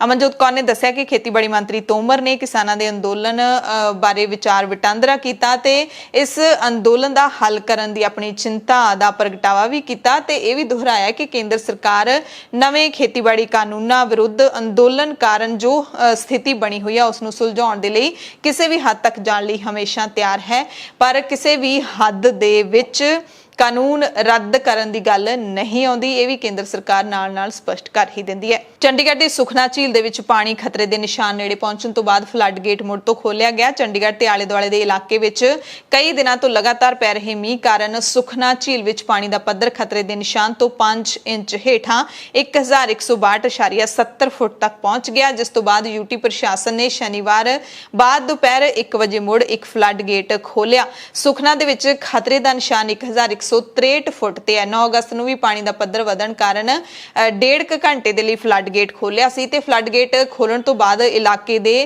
ਲੋਕਾਂ ਦੇ ਲਈ ਚਿੰਤਾ ਦੀ ਕੋਈ ਗੱਲ ਨਹੀਂ ਰਹਿੰਦੀ। ਪੰਜਾਬ ਸਰਕਾਰ ਨੇ ਕਾਰੋਬਾਰ, ਉਦਯੋਗਾਂ ਤੇ ਨਾਗਰਿਕਾਂ ਦੇ ਲਈ ਇੱਕ ਵੱਡਾ ਐਲਾਨ ਕਰਦਿਆਂ 1498 ਸ਼ਰਤਾਂ ਨੂੰ ਹਟਾ ਦਿੱਤਾ ਹੈ, ਜਿਸ ਨਾਲ ਕਿ ਲੋਕ ਨੇ ਜਿਹੜੇ ਉਹ ਕਾਰੋਬਾਰ ਕਰਨ ਦੇ ਵਿੱਚ ਸੌਖੇ ਹੋ ਜਾਣਗੇ। ਕੈਪਟਨ ਸਰਕਾਰ ਨੇ ਦਾਅਵਾ ਕੀਤਾ ਹੈ ਕਿ ਭਵਿੱਖ ਦੇ ਵਿੱਚ ਕਾਰੋਬਾਰ ਤੇ ਉਦਯੋਗਾਂ ਦੇ ਲਈ ਹੋਰ ਸੌਖਾ ਮਾਹੌਲ ਬਣਾਉਣ ਦੇ ਲਈ ਹੋਰ ਲਾਜ਼ਮੀ ਸ਼ਰਤਾਂ ਨੇ ਜਿਹੜੀਆਂ ਉਹ ਘਟਾ ਦਿੱਤੀਆਂ ਜਾਣਗੀਆਂ ਤੇ ਇਸ ਪ੍ਰਕਿਰਿਆ ਨੂੰ 31 ਅਗਸਤ ਤੱਕ ਮੁਕੰਮਲ ਕਰਨ ਦੇ ਹੁਕਮ ਵੀ ਦੇ ਦਿੱਤੇ ਗਏ ਨੇ। ਪੰਜਾਬ ਦੇ ਮੁੱਖ ਸਕੱਤਰ ਵਿਨੀ ਮਹਾਜਨ ਨੇ ਇਸ ਦੀ ਜਾਣਕਾਰੀ ਦਿੱਤੀ ਹੈ। ਮਹਾਜਨ ਨੇ ਦੱਸਿਆ ਕਿ ਸ਼ਰਤਾਂ 2 ਸ਼੍ਰੇਣੀਆਂ ਸਰਕਾਰ ਤੋਂ ਕਾਰੋਬਾਰ G2B ਤੇ ਸਰਕਾਰ ਤੋਂ ਨਾਗਰਿਕ G2C ਦੇ ਅਧੀਨ ਆਉਂਦੀਆਂ ਨੇ ਤੇ ਇਹਨਾਂ ਸ਼ਰਤਾਂ ਨੂੰ ਘਟਾਉਣ ਦਾ ਮੁੱਖ ਮਕਸਦ ਉਪਭੋਗਤਾਵਾਂ ਦੇ ਖਰਚੇ ਤੇ ਸਮੇਂ ਨੂੰ ਬਚਾਉਣਾ ਹੈ ਤੇ ਇਸ ਦਾ ਮਕਸਦ ਦਸਤਾਵੇਜ਼ਾਂ ਨੂੰ ਘਟਾਉਣਾ, ਸੇਵਾਵਾਂ ਨੂੰ ਆਨਲਾਈਨ ਕਰਨਾ, ਨਿਯਮਾਂ ਦੇ ਵਿੱਚ ਸੋਧ ਨੂੰ ਅਮਲੀ ਰੂਪ ਦੇ ਕੇ ਸ਼ਰਤਾਂ ਨੂੰ ਪੂਰਾ ਕਰਨ ਦੀ ਗੁੰਝਲਦਾਰ ਪ੍ਰਕਿਰਿਆ ਦੇ ਬੋਝ ਨੂੰ ਘਟਾਉਣਾ ਹੈ। G2C ਬਾਰੇ ਜਾਣਕਾਰੀ ਦਿੰਦਿਆਂ ਡਾਇਰੈਕਟਰ ਪ੍ਰਸ਼ਾਸਨਿਕ ਸੁਧਾਰ ਪਰਮਿੰਦਰਪਾਲ ਸਿੰਘ ਨੇ ਦੱਸਿਆ ਕਿ 28 ਵਿਭਾਗਾਂ ਨੇ ਪਹਿਲੇ ਤੇ ਦੂਸਰੇ ਪੜਾਅ ਦੇ ਵਿੱਚ 870 ਸ਼ਰਤਾਂ ਦੀ ਪਛਾਣ ਕਰਕੇ ਇਹਨਾਂ ਨੂੰ ਲਾਗੂ ਵੀ ਕਰ ਦਿੱਤਾ ਹੈ, ਯਾਨੀ ਕਿ ਇੰਨੀਆਂ ਸ਼ਰਤਾਂ ਨੇ ਜਿਹੜੀਆਂ ਉਹ ਹਟਾ ਦਿੱਤੀਆਂ ਨੇ, ਹੁਕਮਾਂ ਨੂੰ ਲਾਗੂ ਕਰ ਦਿੱਤਾ ਹੈ। ਅਧਿਆਪਕਾਂ ਦੇ ਰੋਸ ਮੁਜ਼ਾਹਰਿਆਂ ਦੀ ਗੱਲ ਕਰ ਲਈਏ ਤਾਂ ਪਟਿਆਲਾ ਦੇ ਵਿੱਚ ਇਤਿਹਾਸਿਕ ਗੁਰਦੁਆਰਾ ਦੁੱਖ ਨਿਵਾਰਨ ਸਾਹਿਬ ਦੇ ਵਿੱਚ ਸ਼ਨੀਵਾਰ ਨੂੰ ਅਧਿਆਪਕਾਂ ਨੇ ਪੰਜਾਬ ਸਰਕਾਰ ਦੇ ਖਿਲਾਫ ਧਰਨਾ ਲਾਇਆ ਤੇ ਨਵਜੋਤ ਸਿੰਘ ਸਿੱਧੂ ਦੇ ਘਰ ਦੇ ਬਾਹਰ ਵੀ ਅਧਿਆਪਕਾਂ ਦੇ ਵੱਲੋਂ ਪ੍ਰਦਰਸ਼ਨ ਕੀਤਾ ਗਿਆ। ਇੱਥੇ ਅਧਿਆਪਕਾਂ ਨੇ ਕਾਲੇ ਕੱਪੜੇ ਪਾ ਕੇ ਪ੍ਰਦਰਸ਼ਨ ਕੀਤਾ। ਇਸ ਦਰਮਿਆਨ ਇੱਕ ਮਹਿਲਾ ਅਧਿਆਪਕ ਦੀ ਹਾਲਤ ਵੀ ਵਿਗੜ ਗਈ, ਜਿਸ ਨੂੰ ਹਸਪਤਾਲ ਲਿਜਾਣਾ ਪਿਆ। ਪੁਲਿਸ ਵੀ ਤੈਨਾਤ ਸੀ ਤੇ ਪੁਲਿਸ ਨੇ ਅਧਿਆਪਕਾਂ ਦੇ ਨਾਲ ਧੱਕਾ ਮੁੱਕੀ ਵੀ ਕੀਤੀ। ਭਵਾਨੀਗੜ੍ਹ ਦੇ ਵਿੱਚ ਈਟੀਟੀ ਪਾਸ ਬੇਰੁਜ਼ਗਾਰਾਂ ਨੇ ਸਿੱਖਿਆ ਮੰਤਰੀ ਵਿਜੇਂਦਰ ਸਿੰਗਲਾ ਦਾ ਵਿਰੋਧ ਕੀਤਾ। ਸਿੱਖਿਆ ਮੰਤਰੀ ਇੱਥੇ ਇੱਕ ਕਾਲਜ ਦਾ ਉਦਘਾਟਨ ਕਰਨ ਲਈ ਪਹੁੰਚੇ ਹੋਏ ਸੀ। ਇਸ ਦੌਰਾਨ ਪੁਲਿਸ ਨੇ ਕਈ ਪ੍ਰਦਰਸ਼ਨਕਾਰੀਆਂ ਨੂੰ ਹਿਰਾਸਤ ਦੇ ਵਿੱਚ ਵੀ ਲਿਆ। ਕੇਂਦਰੀ ਗ੍ਰਹਿ ਮੰਤਰਾਲੇ ਨੇ ਸ਼੍ਰੋਮਣੀ ਅਕਾਲੀ ਦਲ ਦੇ ਪ੍ਰਧਾਨ ਸੁਖਬੀਰ ਸਿੰਘ ਬਾਦਲ ਨੂੰ ਇੱਕ ਵੱਡਾ ਝਟਕਾ ਦਿੱਤਾ ਹੈ, ਕਿਉਂਕਿ ਇਸ ਝਟਕੇ ਦੇ ਨਾਲ ਸੁਖਬੀਰ ਬਾਦਲ ਦਾ ਕੀਤਾ ਹੋਇਆ ਇੱਕ ਦਾਅਵਾ ਪੂਰੀ ਤਰ੍ਹਾਂ ਦੇ ਨਾਲ ਸਰਕਾਰ ਨੇ ਝੂਠਾ ਪਾ ਦਿੱਤਾ ਹੈ। ਦਰਅਸਲ ਕੇਂਦਰੀ ਗ੍ਰਹਿ ਮੰਤਰਾਲੇ ਨੇ ਸ਼ੁੱਕਰਵਾਰ ਨੂੰ ਸ਼੍ਰੋਮਣੀ ਅਕਾਲੀ ਦਲ ਦੇ ਪ੍ਰਧਾਨ ਸੁਖਬੀਰ ਸਿੰਘ ਬਾਦਲ ਦੇ ਇੱਕ ਟਵੀਟ ਵਿੱਚ ਪ੍ਰਗਟ ਕੀਤੇ ਗਏ ਖਦਸ਼ਿਆਂ ਨੂੰ ਸਿਰੇ ਤੋਂ ਰੱਦ ਕਰ ਦਿੱਤਾ ਹੈ ਕਿ ਉਹਨਾਂ ਨੇ ਕੇਂਦਰੀ ਗ੍ਰਹਿ ਮੰਤਰੀ ਅਮਿਤ ਸ਼ਾਹ ਨਾਲ ਮੁਲਾਕਾਤ ਕੀਤੀ, ਪੰਜਾਬ ਦੇ ਰਾਜਪਾਲ ਨੂੰ ਚੰਡੀਗੜ੍ਹ ਪ੍ਰਸ਼ਾਸਕ ਦੇ ਅਹੁਦੇ ਤੋਂ ਹਟਾ ਕੇ ਕੇਂਦਰ ਸ਼ਾਸਿਤ ਪ੍ਰਦੇਸ਼ ਲਈ ਇੱਕ ਪੂਰਨ ਪ੍ਰਸ਼ਾਸਕ ਨਿਯੁਕਤ ਕਰਨ ਦੇ ਕੇਂਦਰ ਸਰਕਾਰ ਦੇ ਫੈਸਲੇ ਦੀ ਸਮੀਖਿਆ ਕਰਨ ਦੀ ਅਪੀਲ ਕੀਤੀ। ਗ੍ਰਹਿ ਮੰਤਰਾਲੇ ਨੇ ਇਹ ਵੀ ਕਿਹਾ ਕਿ ਅਸੀਂ ਸਪਸ਼ਟ ਕਰਦੇ ਹਾਂ ਕਿ ਕੇਂਦਰ ਨੇ ਪੰਜਾਬ ਦੇ ਰਾਜਪਾਲ ਨੂੰ ਚੰਡੀਗੜ੍ਹ ਪ੍ਰਸ਼ਾਸਕ ਦੀ ਜ਼ਿੰਮੇਵਾਰੀ ਤੋਂ ਹਟਾਉਣ ਦਾ ਕੋਈ ਫੈਸਲਾ ਨਹੀਂ ਕੀਤਾ, ਨਾ ਹੀ ਅਜਿਹਾ ਕੋਈ ਮਤਾ ਵਿਚਾਰ ਅਧੀਨ ਹੈ। ਉਹਨਾਂ ਇਹ ਵੀ ਸਾਫ਼ ਸ਼ਬਦਾਂ ਵਿੱਚ ਕਿਹਾ ਕਿ ਸੁਖਬੀਰ ਸਿੰਘ ਬਾਦਲ ਨੇ ਇਸ ਮੁੱਦੇ ਨੂੰ ਗ੍ਰਹਿ ਮੰਤਰੀ ਕੋਲ ਚੁੱਕਿਆ ਹੀ ਨਹੀਂ। ਅਗਲੀ ਖਬਰ ਅਬੋਹਰ ਤੋਂ ਹੈ, ਜਿੱਥੋਂ ਦੇ ਪਿੰਡ ਗਿੱਦੜਾਵਾਲੀ ਦੇ ਇੱਕ ਦਲਿਤ ਅਤੇ BPL ਪਰਿਵਾਰ ਦੇ ਘਰ ਦਾ ਬਿਜਲੀ ਦਾ ਬਿੱਲ 51 ਲੱਖ ਤੋਂ ਵੀ ਵੱਧ ਭੇਜ ਕੇ ਪੰਜਾਬ ਸਰਕਾਰ ਨੇ ਸਾਬਤ ਕਰ ਦਿੱਤਾ ਹੈ ਕਿ ਸਰਕਾਰ ਦੀ ਕਹਿਣੀ ਤੇ ਕਰਨੀ ਵਿੱਚ ਜ਼ਮੀਨ ਅਸਮਾਨ ਦਾ ਫਰਕ ਹੈ। ਗਿੱਦੜਾਵਾਲੀ ਦੇ ਇਸ ਪਰਿਵਾਰ ਦਾ ਮੁਖੀ ਹੰਸਾ ਸਿੰਘ ਹੈ, ਜੋ ਆਪ ਦਿਹਾੜੀ ਮਜ਼ਦੂਰੀ ਵੀ ਨਹੀਂ ਕਰ ਸਕਦਾ ਕਿਉਂਕਿ ਦਿਲ ਦਾ ਰੋਗੀ ਹੈ। ਉਸ ਦਾ ਇਲਾਜ ਚੱਲ ਰਿਹਾ ਹੈ। ਪਤਨੀ ਹੈ, ਉਹ ਵੀ ਬਿਮਾਰ ਰਹਿੰਦੀ ਹੈ। ਪੁੱਤਰ ਨੂੰ ਤੇ 2 ਛੋਟੇ ਬੱਚੇ ਵੀ ਇਸੇ ਘਰ ਵਿੱਚ ਰਹਿੰਦੇ ਨੇ। ਹੰਸਾ ਸਿੰਘ ਦਾ ਪੁੱਤਰ ਜਗਸੀਰ ਸਿੰਘ ਬਾਗਾਂ ਵਿੱਚ ਦਿਹਾੜੀ ਮਜ਼ਦੂਰੀ ਕਰਕੇ ਆਪਣੇ ਪਰਿਵਾਰ ਦਾ ਢਿੱਡ ਭਰਦਾ ਹੈ। ਘਰ ਦੇ ਹਾਲਾਤ ਦੱਸਦੇ ਨੇ ਕਿ ਪਰਿਵਾਰ ਦੀ ਆਰਥਿਕ ਸਥਿਤੀ ਕਿਹੋ ਜਿਹੀ ਹੈ। ਘਰ ਦੇ ਵਿੱਚ ਕੋਈ ਵੱਡੀ ਬਿਜਲੀ ਜਿਹੜੀ ਚੀਜ਼ ਹੁੰਦੀ ਹੈ AC ਵਰਗੀ ਜਾਂ ਵਾਸ਼ਿੰਗ ਮਸ਼ੀਨ ਵਰਗੀ ਕੋਈ ਵੀ ਚੀਜ਼ ਨਹੀਂ ਹੈ, ਪਰ ਬਿਜਲੀ ਵਿਭਾਗ ਦੇ ਵੱਲੋਂ ਭੇਜੇ ਗਏ ਬਿੱਲ ਨੇ ਇਸ ਪਰਿਵਾਰ ਨੂੰ ਮਾਨਸਿਕ ਤੌਰ ਤੇ 2019 ਤੋਂ ਪਰੇਸ਼ਾਨ ਕਰਕੇ ਰੱਖਿਆ, ਕਿਉਂਕਿ ਪਹਿਲਾਂ ਕਰੀਬ 48 ਲੱਖ ਰੁਪਏ ਦਾ ਬਿੱਲ ਉਹਨਾਂ ਨੂੰ 2019 ਦੇ ਵਿੱਚ ਆਇਆ ਸੀ। ਵਿਭਾਗ ਦੇ ਅਧਿਕਾਰੀਆਂ ਨੂੰ ਇਸ ਬਾਰੇ ਦੱਸਿਆ, ਕੋਈ ਕਾਰਵਾਈ ਨਹੀਂ ਹੋਈ, ਬਲਕਿ ਹੁਣ ਬਿੱਲ ਵਧਾ ਕੇ 51,26,360 ਰੁਪਏ ਦਾ ਭੇਜ ਦਿੱਤਾ ਗਿਆ। ਉਹਨਾਂ ਕਿਹਾ ਕਿ ਅਸੀਂ ਜੇ ਆਪਣੀ ਕੁੱਲੀ ਵੀ ਵੇਚ ਦਈਏ ਤਾਂ ਵੀ ਇੰਨਾ ਬਿੱਲ ਨਹੀਂ ਭਰ ਸਕਦੇ। ਸਰਕਾਰ ਤੋਂ ਮੰਗ ਕੀਤੀ ਹੈ ਕਿ ਕਿਸੇ ਦੀ ਗਲਤੀ ਸਾਡੇ ਸਿਰ ਨਾ ਮੜੀ ਜਾਵੇ, ਇਸ ਦੀ ਜਾਂਚ ਹੋਵੇ ਜਾਂ ਫਿਰ ਬਿੱਲ ਮਾਫ ਕੀਤਾ ਜਾਵੇ, ਕਿਉਂਕਿ ਅਸੀਂ ਇਹ ਬਿੱਲ ਨਹੀਂ ਭਰ ਸਕਦੇ। ਉਸ ਤੋਂ ਬਾਅਦ ਪਿੰਡ ਦੇ ਹੀ ਤੇ ਪੇਸ਼ੇ ਵਕੀਲ ਇੰਦਰਜੀਤ ਸਿੰਘ ਹੁਣ ਇਸ ਮਾਮਲੇ ਦੀ ਪੈਰਵਾਈ ਕਰਨ ਦੇ ਲਈ ਨਿਤਰੇ ਨੇ। ਮੁਫਤ ਇਸ ਮਾਮਲੇ ਦੀ ਪੈਰਵਾਈ ਜਿਹੜੀ ਹੈ ਉਹ ਕਰਨਗੇ। ਹੁਣ ਉਹਨਾਂ ਨੇ ਮੁੱਖ ਮੰਤਰੀ ਸਮੇਤ ਮਹਿਕਮਾ ਬਿਜਲੀ ਬੋਰਡ ਦੇ ਉੱਚ ਅਧਿਕਾਰੀਆਂ ਦੇ ਕੋਲ ਸ਼ਿਕਾਇਤ ਪੱਤਰ ਵੀ ਭੇਜਿਆ ਤੇ ਜੇ ਕੋਈ ਵੀ ਸੁਣਵਾਈ ਨਹੀਂ ਹੁੰਦੀ ਤਾਂ ਪੰਜਾਬ ਤੇ ਹਰਿਆਣਾ ਹਾਈ ਕੋਰਟ ਦੇ ਵਿੱਚ ਇਸ ਮਸਲੇ ਨੂੰ ਵਕੀਲ ਸਾਹਿਬ ਨੇ ਕਿਹਾ ਕਿ ਉਹ ਲੈ ਕੇ ਜਾਣਗੇ। ਬਿੱਲ 51 ਲੱਖ ਉੱਪਰ ਆਇਆ। ਹਾਂ, ਕਦੇ ਸੁਣਿਆ ਸੀ ਇਹਨਾਂ? ਨਾ ਜੀ ਨਾ, ਅਸੀਂ ਤਾਂ ਕੰਨਾਂ ਨੂੰ ਹੱਥ ਲਾਉਣਾ ਬਿਲਕੁਲ ਵੀ। ਇੰਨਾ ਕਿੱਥੇ, ਇਹਨਾਂ ਸਾਰੇ ਪਿੰਡ ਦਾ ਨਹੀਂ ਆਇਆ ਹੋਣਾ ਜੀ, ਸਾਰੇ ਪਿੰਡ ਦਾ ਵੀ ਨਹੀਂ ਆਇਆ ਹੋਣਾ ਵੀ 51 ਲੱਖ। ਅਸੀਂ ਪੂਰਨ ਤੌਰ ਤੇ ਇਹਦੇ ਬਾਬਤ ਜਿੰਨੀਆਂ ਵੀ ਸਿਆਸੀ ਪਾਰਟੀਆਂ ਉਹਨਾਂ ਤੁਹਾਡੇ ਜ਼ਰੀਏ ਅਸੀਂ ਉਹਨਾਂ ਨੂੰ ਇਹ ਸੁਨੇਹਾ ਦੇਣਾ ਚਾਹੁੰਦੇ ਹਾਂ ਵੀ ਵੋਟਾਂ ਲੈਣ ਵਾਸਤੇ ਤੁਸੀਂ ਗਰੀਬਾਂ ਦੇ ਘਰਾਂ 'ਚ ਇਹ ਸਾਰੀਆਂ ਝੂਠ ਦੀਆਂ ਕਮਿਟਮੈਂਟਸ ਕਰਦੇ ਹੋ ਵੀ ਤੁਹਾਨੂੰ ਬਿਜਲੀ ਫ੍ਰੀ ਦੇਵਾਂਗੇ, ਫਲਾਣਾ ਕੁਝ ਫ੍ਰੀ ਦੇਵਾਂਗੇ। ਅੱਜ ਤੱਕ ਕੋਈ ਵੀ ਸਿਆਸੀ ਪਾਰਟੀ ਦਾ ਲੀਡਰ ਇਹਨਾਂ ਦੇ ਘਰੇ ਸਾਰ ਲੈਣ ਨਹੀਂ ਆਇਆ ਵੀ ਤੁਹਾਡਾ 51 ਲੱਖ ਬਿੱਲ ਕਿਵੇਂ ਆ। ਕਿਸੇ ਨੇ ਵੀ ਉਹਦੀ ਜਿਹੜੀ ਹੈਗੀ ਹੈ ਉਹ ਪੈਰਵਾਈ ਕਰਨ ਦੀ ਕੋਸ਼ਿਸ਼ ਨਹੀਂ ਕੀਤੀ। 1984 ਸਿੱਖ ਕਤਲੇਆਮ ਦੇ ਪੀੜਤਾਂ ਦੇ ਕੇਸ ਲੜਨ ਵਾਲੇ ਸੁਪਰੀਮ ਕੋਰਟ ਦੇ ਸੀਨੀਅਰ ਵਕੀਲ HS ਫੂਲਕਾ ਨੇ ਸ਼੍ਰੀ ਅਕਾਲ ਤਖਤ ਸਾਹਿਬ ਨੂੰ ਚਿੱਠੀ ਲਿਖੀ ਹੈ। ਪਿਛਲੇ ਦਿਨੀ ਕਾਨਪੁਰ ਦੀ ਆਪਾਂ ਇੱਕ ਖਬਰ ਤੁਹਾਨੂੰ ਵੀ ਦੱਸੀ ਸੀ। ਕਾਨਪੁਰ ਦੇ ਵਿੱਚ ਇੱਕ ਅਜਿਹਾ ਘਰ ਮਿਲਿਆ ਜਿਸ ਦੇ ਵਿੱਚ ਜਦੋਂ ਕਤਲੇਆਮ ਹੋਇਆ ਹੈ ਉਦੋਂ ਦੀਆਂ ਜਿਹੜੀਆਂ ਹੱਡੀਆਂ ਪਈਆਂ ਸੀ, ਕਤਲ ਕੀਤੇ ਗਏ ਸਿੱਖਾਂ ਦੇ ਜਿਹੜੇ ਸਰੀਰ ਦੇ ਅੰਗ ਪਏ ਸੀ, ਉਹ ਹੁਣ ਤੱਕ ਉਸੇ ਕਮਰੇ ਦੇ ਵਿੱਚ ਉੱਥੇ ਹੀ ਪਏ ਸੀ, ਕਿਉਂਕਿ ਕਮਰੇ ਨੂੰ ਇੰਨੇ ਸਾਲਾਂ ਤੱਕ ਖੋਲਿਆ ਹੀ ਨਹੀਂ ਗਿਆ। ਇੱਕ ਨਹੀਂ 2-3 ਕਮਰੇ ਨੇ ਜਿਨ੍ਹਾਂ ਨੂੰ ਖੋਲਿਆ ਹੀ ਨਹੀਂ ਗਿਆ। ਤੇ ਜਿਹੜੇ ਪਰਿਵਾਰ ਨੇ ਇਸ ਘਰ ਨੂੰ ਸਾਂਭ ਕੇ ਰੱਖਿਆ ਉਸ ਪਰਿਵਾਰ ਨੂੰ ਫੂਲਕਾ ਨੇ ਸਨਮਾਨਿਤ ਕਰਨ ਦੀ ਮੰਗ ਕੀਤੀ ਹੈ। ਫੂਲਕਾ ਨੇ ਕਿਹਾ ਕਿ ਜਦੋਂ ਹੁਣ ਸਿੱਟ ਇਸ ਘਰ ਦੇ ਵਿੱਚ ਪਹੁੰਚੀ ਹੈ ਕੁਝ ਕੇਸਾਂ ਦੀ ਜਾਂਚ ਕਰਨ ਦੇ ਲਈ, ਤਾਂ ਘਰ ਵਾਲਿਆਂ ਨੇ ਇਸ ਘਰ ਨੂੰ 36 ਸਾਲ ਤੋਂ ਬਿਲਕੁਲ ਉਸੇ ਹਾਲਤ ਵਿੱਚ ਸਾਂਭ ਕੇ ਰੱਖਿਆ ਹੋਇਆ ਤੇ ਅੰਦਰ ਜਦੋਂ ਗਈ ਹੈ ਸਿੱਟ ਤਾਂ ਉਹਨਾਂ ਨੂੰ ਸਬੂਤ ਮਿਲੇ ਨੇ। ਤੇ ਇਸ ਘਰ ਦੇ ਵਿੱਚੋਂ ਉਦੋਂ ਘਰ ਦੇ ਵਿੱਚ ਰਹਿਣ ਵਾਲੇ ਤੇਜ ਪ੍ਰਤਾਪ ਸਿੰਘ ਅਤੇ ਸਤਪਾਲ ਸਿੰਘ ਨਾਮ ਦੇ 2 ਸਿੱਖਾਂ ਦੇ ਪਿੰਜਰ ਦੇ ਕੁਝ ਸੜੇ ਹੋਏ ਹਿੱਸੇ ਮਿਲੇ ਨੇ। ਖੂਨ ਦੇ ਦਾਗ ਨੇ ਜਿਹੜੇ ਉਹ ਵੀ ਮਿਲੇ ਨੇ 36 ਸਾਲ ਪੁਰਾਣੇ। ਫੂਲਕਾ ਨੇ ਕਿਹਾ ਕਿ ਇਸ ਘਰ ਨੂੰ ਸਾਂਭਣ ਦਾ ਸਿਹਰਾ ਉਹਨਾਂ ਘਰ ਵਾਲਿਆਂ ਨੂੰ ਦੇਣਾ ਵੀ ਚਾਹੀਦਾ ਹੈ ਜਿਨ੍ਹਾਂ ਨੇ 36 ਸਾਲ ਇਸ ਘਰ ਨੂੰ ਸਾਂਭ ਕੇ ਰੱਖਿਆ ਤੇ ਕੌਮ ਦਾ ਵੀ ਫਰਜ਼ ਬਣਦਾ ਹੈ ਕਿ ਉਸ ਘਰ ਨੂੰ 36 ਸਾਲ ਤੱਕ ਸਾਂਭ ਕੇ ਰੱਖਣਾ ਤੇ ਉਸ ਦੇ ਅੰਦਰਲੇ ਸਬੂਤਾਂ ਨੂੰ ਮਿਟਣ ਨਾ ਦੇਣ ਕਰਕੇ ਪਰਿਵਾਰ ਨੂੰ ਕੌਮ ਦੇ ਵੱਲੋਂ ਸਨਮਾਨਿਤ ਕੀਤਾ ਜਾਣਾ ਚਾਹੀਦਾ ਹੈ ਤੇ ਉਸ ਘਰ ਨੂੰ SGPC ਵੱਲੋਂ ਖਰੀਦ ਕੇ ਉੱਥੇ ਯਾਦਗਾਰ ਵੀ ਬਣਾਈ ਜਾਣੀ ਚਾਹੀਦੀ ਹੈ, ਕਿਉਂਕਿ ਯੂਪੀ ਦੇ ਕਾਨਪੁਰ ਦੇ ਵਿੱਚ ਜਿਹੜੇ 127 ਸਿੱਖ ਕਤਲ ਕੀਤੇ ਗਏ ਸੀ ਉਹਨਾਂ ਦੀਆਂ ਉਸ ਯਾਦਗਾਰ ਦੇ ਵਿੱਚ ਫੋਟੋਆਂ ਵੀ ਲਗਾਈਆਂ ਜਾਣੀਆਂ ਚਾਹੀਦੀਆਂ ਨੇ। ਕਹਿੰਦੇ ਇਹ ਸ਼ਾਇਦ ਪੂਰੇ ਭਾਰਤ ਦੇ ਵਿੱਚ ਕੱਲੀ ਇੱਕੋ ਇੱਕ ਥਾਂ ਹੈ ਜਿੱਥੇ ਹਾਲੇ ਵੀ ਉਦੋਂ ਦੇ ਸਬੂਤਾਂ ਨੂੰ ਸਾਂਭ ਕੇ ਰੱਖਿਆ ਹੋਇਆ ਹੈ। ਫੂਲਕਾ ਨੇ ਇਹ ਵੀ ਜਾਣਕਾਰੀ ਦਿੱਤੀ ਹੈ ਚਿੱਠੀ ਦੇ ਵਿੱਚ ਕਿ 1985 ਦੇ ਵਿੱਚ ਮਿਸ਼ਰਾ ਕਮਿਸ਼ਨ ਦੀ ਕਾਰਵਾਈ ਵੇਲੇ ਮੈਂ ਵੀ ਕਾਨਪੁਰ ਗਿਆ ਸੀ ਤੇ ਐਫੀਡੇਵਿਟ ਸਾਡੇ ਵੱਲੋਂ ਤਿਆਰ ਕੀਤੇ ਗਏ ਸੀ ਤੇ ਅਦਾਲਤੀ ਕਾਰਵਾਈਆਂ ਦੇ ਵਿੱਚ ਵੀ ਸਾਡੀ ਟੀਮ ਨੇ ਹਿੱਸਾ ਲਿਆ ਸੀ। ਅਸੀਂ ਕਮਿਸ਼ਨ ਦੇ ਮੂਹਰੇ ਸਬੂਤ ਪੇਸ਼ ਕੀਤੇ ਸੀ ਕਿ 13 ਸਿੱਖ ਕੁੜੀਆਂ ਦਾ ਉੱਥੇ ਗੈਂਗ ਰੇਪ ਕੀਤਾ ਗਿਆ ਸੀ। ਜਿਸ ਡਾਕਟਰ ਨੇ ਉਹਨਾਂ ਕੁੜੀਆਂ ਦਾ ਇਲਾਜ ਕੀਤਾ ਸੀ ਉਸ ਡਾਕਟਰ ਨੇ ਵੀ ਕਮਿਸ਼ਨ ਦੇ ਮੂਹਰੇ ਆ ਕੇ ਬਿਆਨ ਦਿੱਤੇ ਸੀ। ਇੰਨਾ ਜ਼ਿਆਦਾ ਤਸ਼ੱਦਦ ਕਾਨਪੁਰ ਦੇ ਵਿੱਚ ਸਿੱਖ ਕੌਮ ਦੇ ਨਾਲ ਕੀਤਾ ਗਿਆ ਜਿਸ ਨੂੰ ਕਦੇ ਭੁਲਾਇਆ ਨਹੀਂ ਜਾ ਸਕਦਾ। ਮੇਰੀ ਬੇਨਤੀ ਹੈ ਜਲਦ ਤੋਂ ਜਲਦ ਇਸ ਮੁੱਦੇ ਤੇ ਕਾਰਵਾਈ ਕੀਤੀ ਜਾਵੇ, SGPC ਦੀ ਟੀਮ ਯੂਪੀ ਭੇਜੀ ਜਾਵੇ ਤੇ ਉਸ ਥਾਂ ਨੂੰ ਸਾਂਭ ਕੇ ਉੱਥੇ ਯਾਦਗਾਰ ਬਣਾਈ ਜਾਵੇ, ਇਹ ਅਪੀਲ ਕੀਤੀ ਹੈ। ਫੂਲਕਾ ਨੇ ਦੇਖਣਾ ਹੋਏਗਾ ਕਿ ਸ਼੍ਰੀ ਅਕਾਲ ਤਖਤ ਸਾਹਿਬ ਤੋਂ ਇਸ ਜਾਇਜ਼ ਅਪੀਲ ਨੂੰ ਮੰਨਿਆ ਜਾਂਦਾ ਹੈ ਜਾਂ ਫਿਰ ਨਹੀਂ। ਜ਼ੀਰਕਪੁਰ ਦੇ ਵਿੱਚ ਸੇਠੀ ਢਾਬੇ ਦੇ ਮਾਲਕ ਦੇ ਖਿਲਾਫ ਸਿੱਖ ਕੌਮ ਦੀਆਂ ਭਾਵਨਾਵਾਂ ਭੜਕਾਉਣ ਦੇ ਇਲਜ਼ਾਮ ਲੱਗੇ ਨੇ, ਜਿਸ ਨੇ ਤੀਆਂ ਦੇ ਤਿਉਹਾਰ ਮੌਕੇ ਗੁਰੂ ਸਾਹਿਬਾਨਾਂ ਦੇ ਲਈ ਜਾਂ ਫਿਰ ਸ੍ਰੀ ਗੁਰੂ ਗ੍ਰੰਥ ਸਾਹਿਬ ਜੀ ਦੇ ਸਤਿਕਾਰ ਲਈ ਵਰਤੀਆਂ ਜਾਂਦੀਆਂ ਪੰਕਤੀਆਂ ਦੇ ਉੱਤੇ ਬੀਬੀਆਂ ਤੋਂ ਗਿੱਧਾ ਪਵਾਇਆ। ਸੋਨੂ ਸੇਠੀ ਨੇ ਭਾਵੇਂ ਕਿ ਮਾਫੀ ਮੰਗ ਲਈ ਹੈ ਪਰ ਪੁਲਿਸ ਨੇ ਕੇਸ ਦਰਜ ਕਰ ਲਿਆ। ਸੇਠੀ ਦੇ ਖਿਲਾਫ ਸਿੱਖ ਜਥੇਬੰਦੀਆਂ ਨੇ ਮਾਮਲਾ ਦਰਜ ਕਰਵਾਇਆ ਸੀ। ਜ਼ੀਰਕਪੁਰ ਪੁਲਿਸ ਨੇ ਸ਼ਨੀਵਾਰ ਨੂੰ ਸੇਠੀ ਨੂੰ ਗ੍ਰਿਫਤਾਰ ਵੀ ਕਰ ਲਿਆ। ਇਸ ਮਾਮਲੇ ਵਿੱਚ RJ ਮੀਨਾਕਸ਼ੀ ਸਮੇਤ 4 ਹੋਰ ਔਰਤਾਂ ਨੂੰ ਨਾਮਜ਼ਦ ਵੀ ਕੀਤਾ ਗਿਆ। ਦਰਅਸਲ ਸੇਠੀ ਮਾਈਕ ਫੜ ਕੇ ਗਾ ਰਹੇ ਸੀ, ਹਮ ਘਰ ਸਾਜਣ ਆਏ ਪਿਆਰਿਆ ਸਾਚੇ ਮੇਲ ਮਿਲਾਏ, ਤੇ ਔਰਤਾਂ ਨੇ ਜਿਹੜੀਆਂ ਉਹ ਪੂਰਾ ਹਾਰ ਸ਼ਿੰਗਾਰ ਦੇ ਨਾਲ ਲੱਦੀਆਂ ਔਰਤਾਂ ਇਸ ਤੇ ਭੰਗੜਾ ਪਾ ਰਹੀਆਂ ਸੀ। ਕਰੀਬ 6-7 ਔਰਤਾਂ ਨੇ ਢੋਲ ਦੀ ਤਾਲ ਤੇ ਇਹਨਾਂ ਪੰਕਤੀਆਂ ਤੇ ਭੰਗੜਾ ਪਾਇਆ ਸੀ।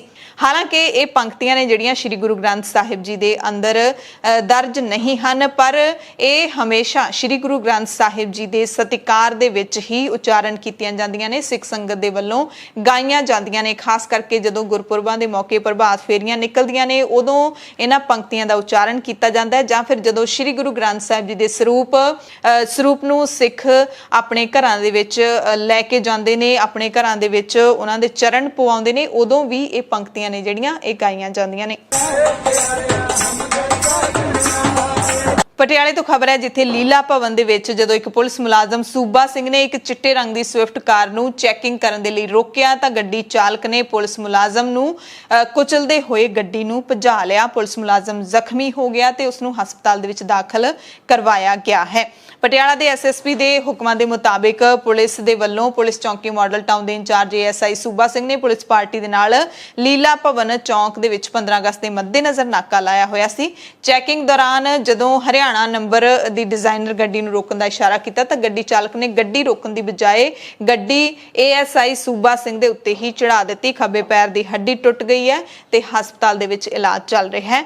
ਹਾਲਾਂਕਿ ਪਟਿਆਲਾ ਪੁਲਿਸ ਦੇ ਵੱਲੋਂ ਉਸ ਗੱਡੀ ਦੀ ਭਾਲ ਹੈ ਜਿਹੜੀ ਉਹ ਹਾਲੇ ਤੱਕ ਕੀਤੀ ਜਾ ਰਹੀ ਹੈ। 15 ਅਗਸਤ ਦੇ ਮੱਦੇਨਜ਼ਰ ਤਕਰੀਬਨ ਪੰਜਾਬ ਦੇ ਹਰ ਸ਼ਹਿਰ ਦੇ ਵਿੱਚ ਅਲਰਟ ਹੈ ਜਿਹੜਾ ਉਹ ਪਿਛਲੇ ਕਈ ਦਿਨਾਂ ਤੋਂ ਜਾਰੀ ਹੈ। ਕਹਿ ਸਕਦੇ ਹਾਂ ਕਿ ਪੂਰਾ ਪੰਜਾਬ ਹੈ ਜਿਹੜਾ ਉਹ ਅਲਰਟ ਤੇ ਹੈ, ਕਿਉਂਕਿ ਅੰਮ੍ਰਿਤਸਰ ਦੇ ਵਿੱਚ ਪਹਿਲਾਂ ਜਿਹੜਾ ਹੈਗਾ ਟਿਫਨ ਬੰਬ ਮਿਲਿਆ, ਉਸ ਤੋਂ ਬਾਅਦ ਇੱਕ ਗ੍ਰੇਨੇਡ ਮਿਲਿਆ ਜਿਸ ਨੂੰ ਨਕਾਰਾ ਕਰ ਦਿੱਤਾ ਗਿਆ।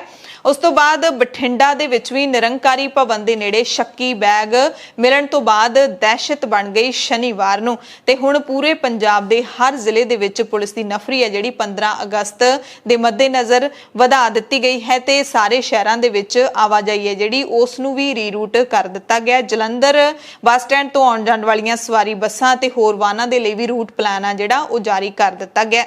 ਲੁਧਿਆਣਾ ਸ਼ਹਿਰ ਦੇ ਵਿੱਚ 15 ਅਗਸਤ ਦੇ ਮੱਦੇਨਜ਼ਰ ਰੈੱਡ ਅਲਰਟ ਜਾਰੀ ਕੀਤਾ ਗਿਆ। ਸ਼ਹਿਰ ਵਿੱਚ 32 ਥਾਵਾਂ ਤੇ ਨਾਕੇਬੰਦੀ ਕੀਤੀ ਗਈ ਹੈ। 16 ਅਗਸਤ ਤੱਕ ਪਬਲਿਕ ਡੀਲਿੰਗ ਬਿਲਕੁਲ ਬੰਦ ਹੈ, ਐਮਰਜੈਂਸੀ ਡੀਲਿੰਗ ਹੀ ਕੀਤੀ ਜਾਏਗੀ। ਪੰਜਾਬ ਦੀਆਂ ਖਾਸ ਖਬਰਾਂ ਦੇ ਖਾਸ ਬੁਲੇਟਿਨ ਦੇ ਵਿੱਚ ਤੁਹਾਡੇ ਸਭ ਤੋਂ ਇਜਾਜ਼ਤ ਚਾਹੁੰਦੇ ਹਾਂ। ਤੁਸੀਂ ਸਾਰੇ ਆਪਣਾ ਧਿਆਨ ਰੱਖਿਓ, ਲੋੜਵੰਦਾਂ ਦੀ ਮਦਦ ਕਰਦੇ ਰਿਹਾ ਕਰੋ। ਧੰਨਵਾਦ।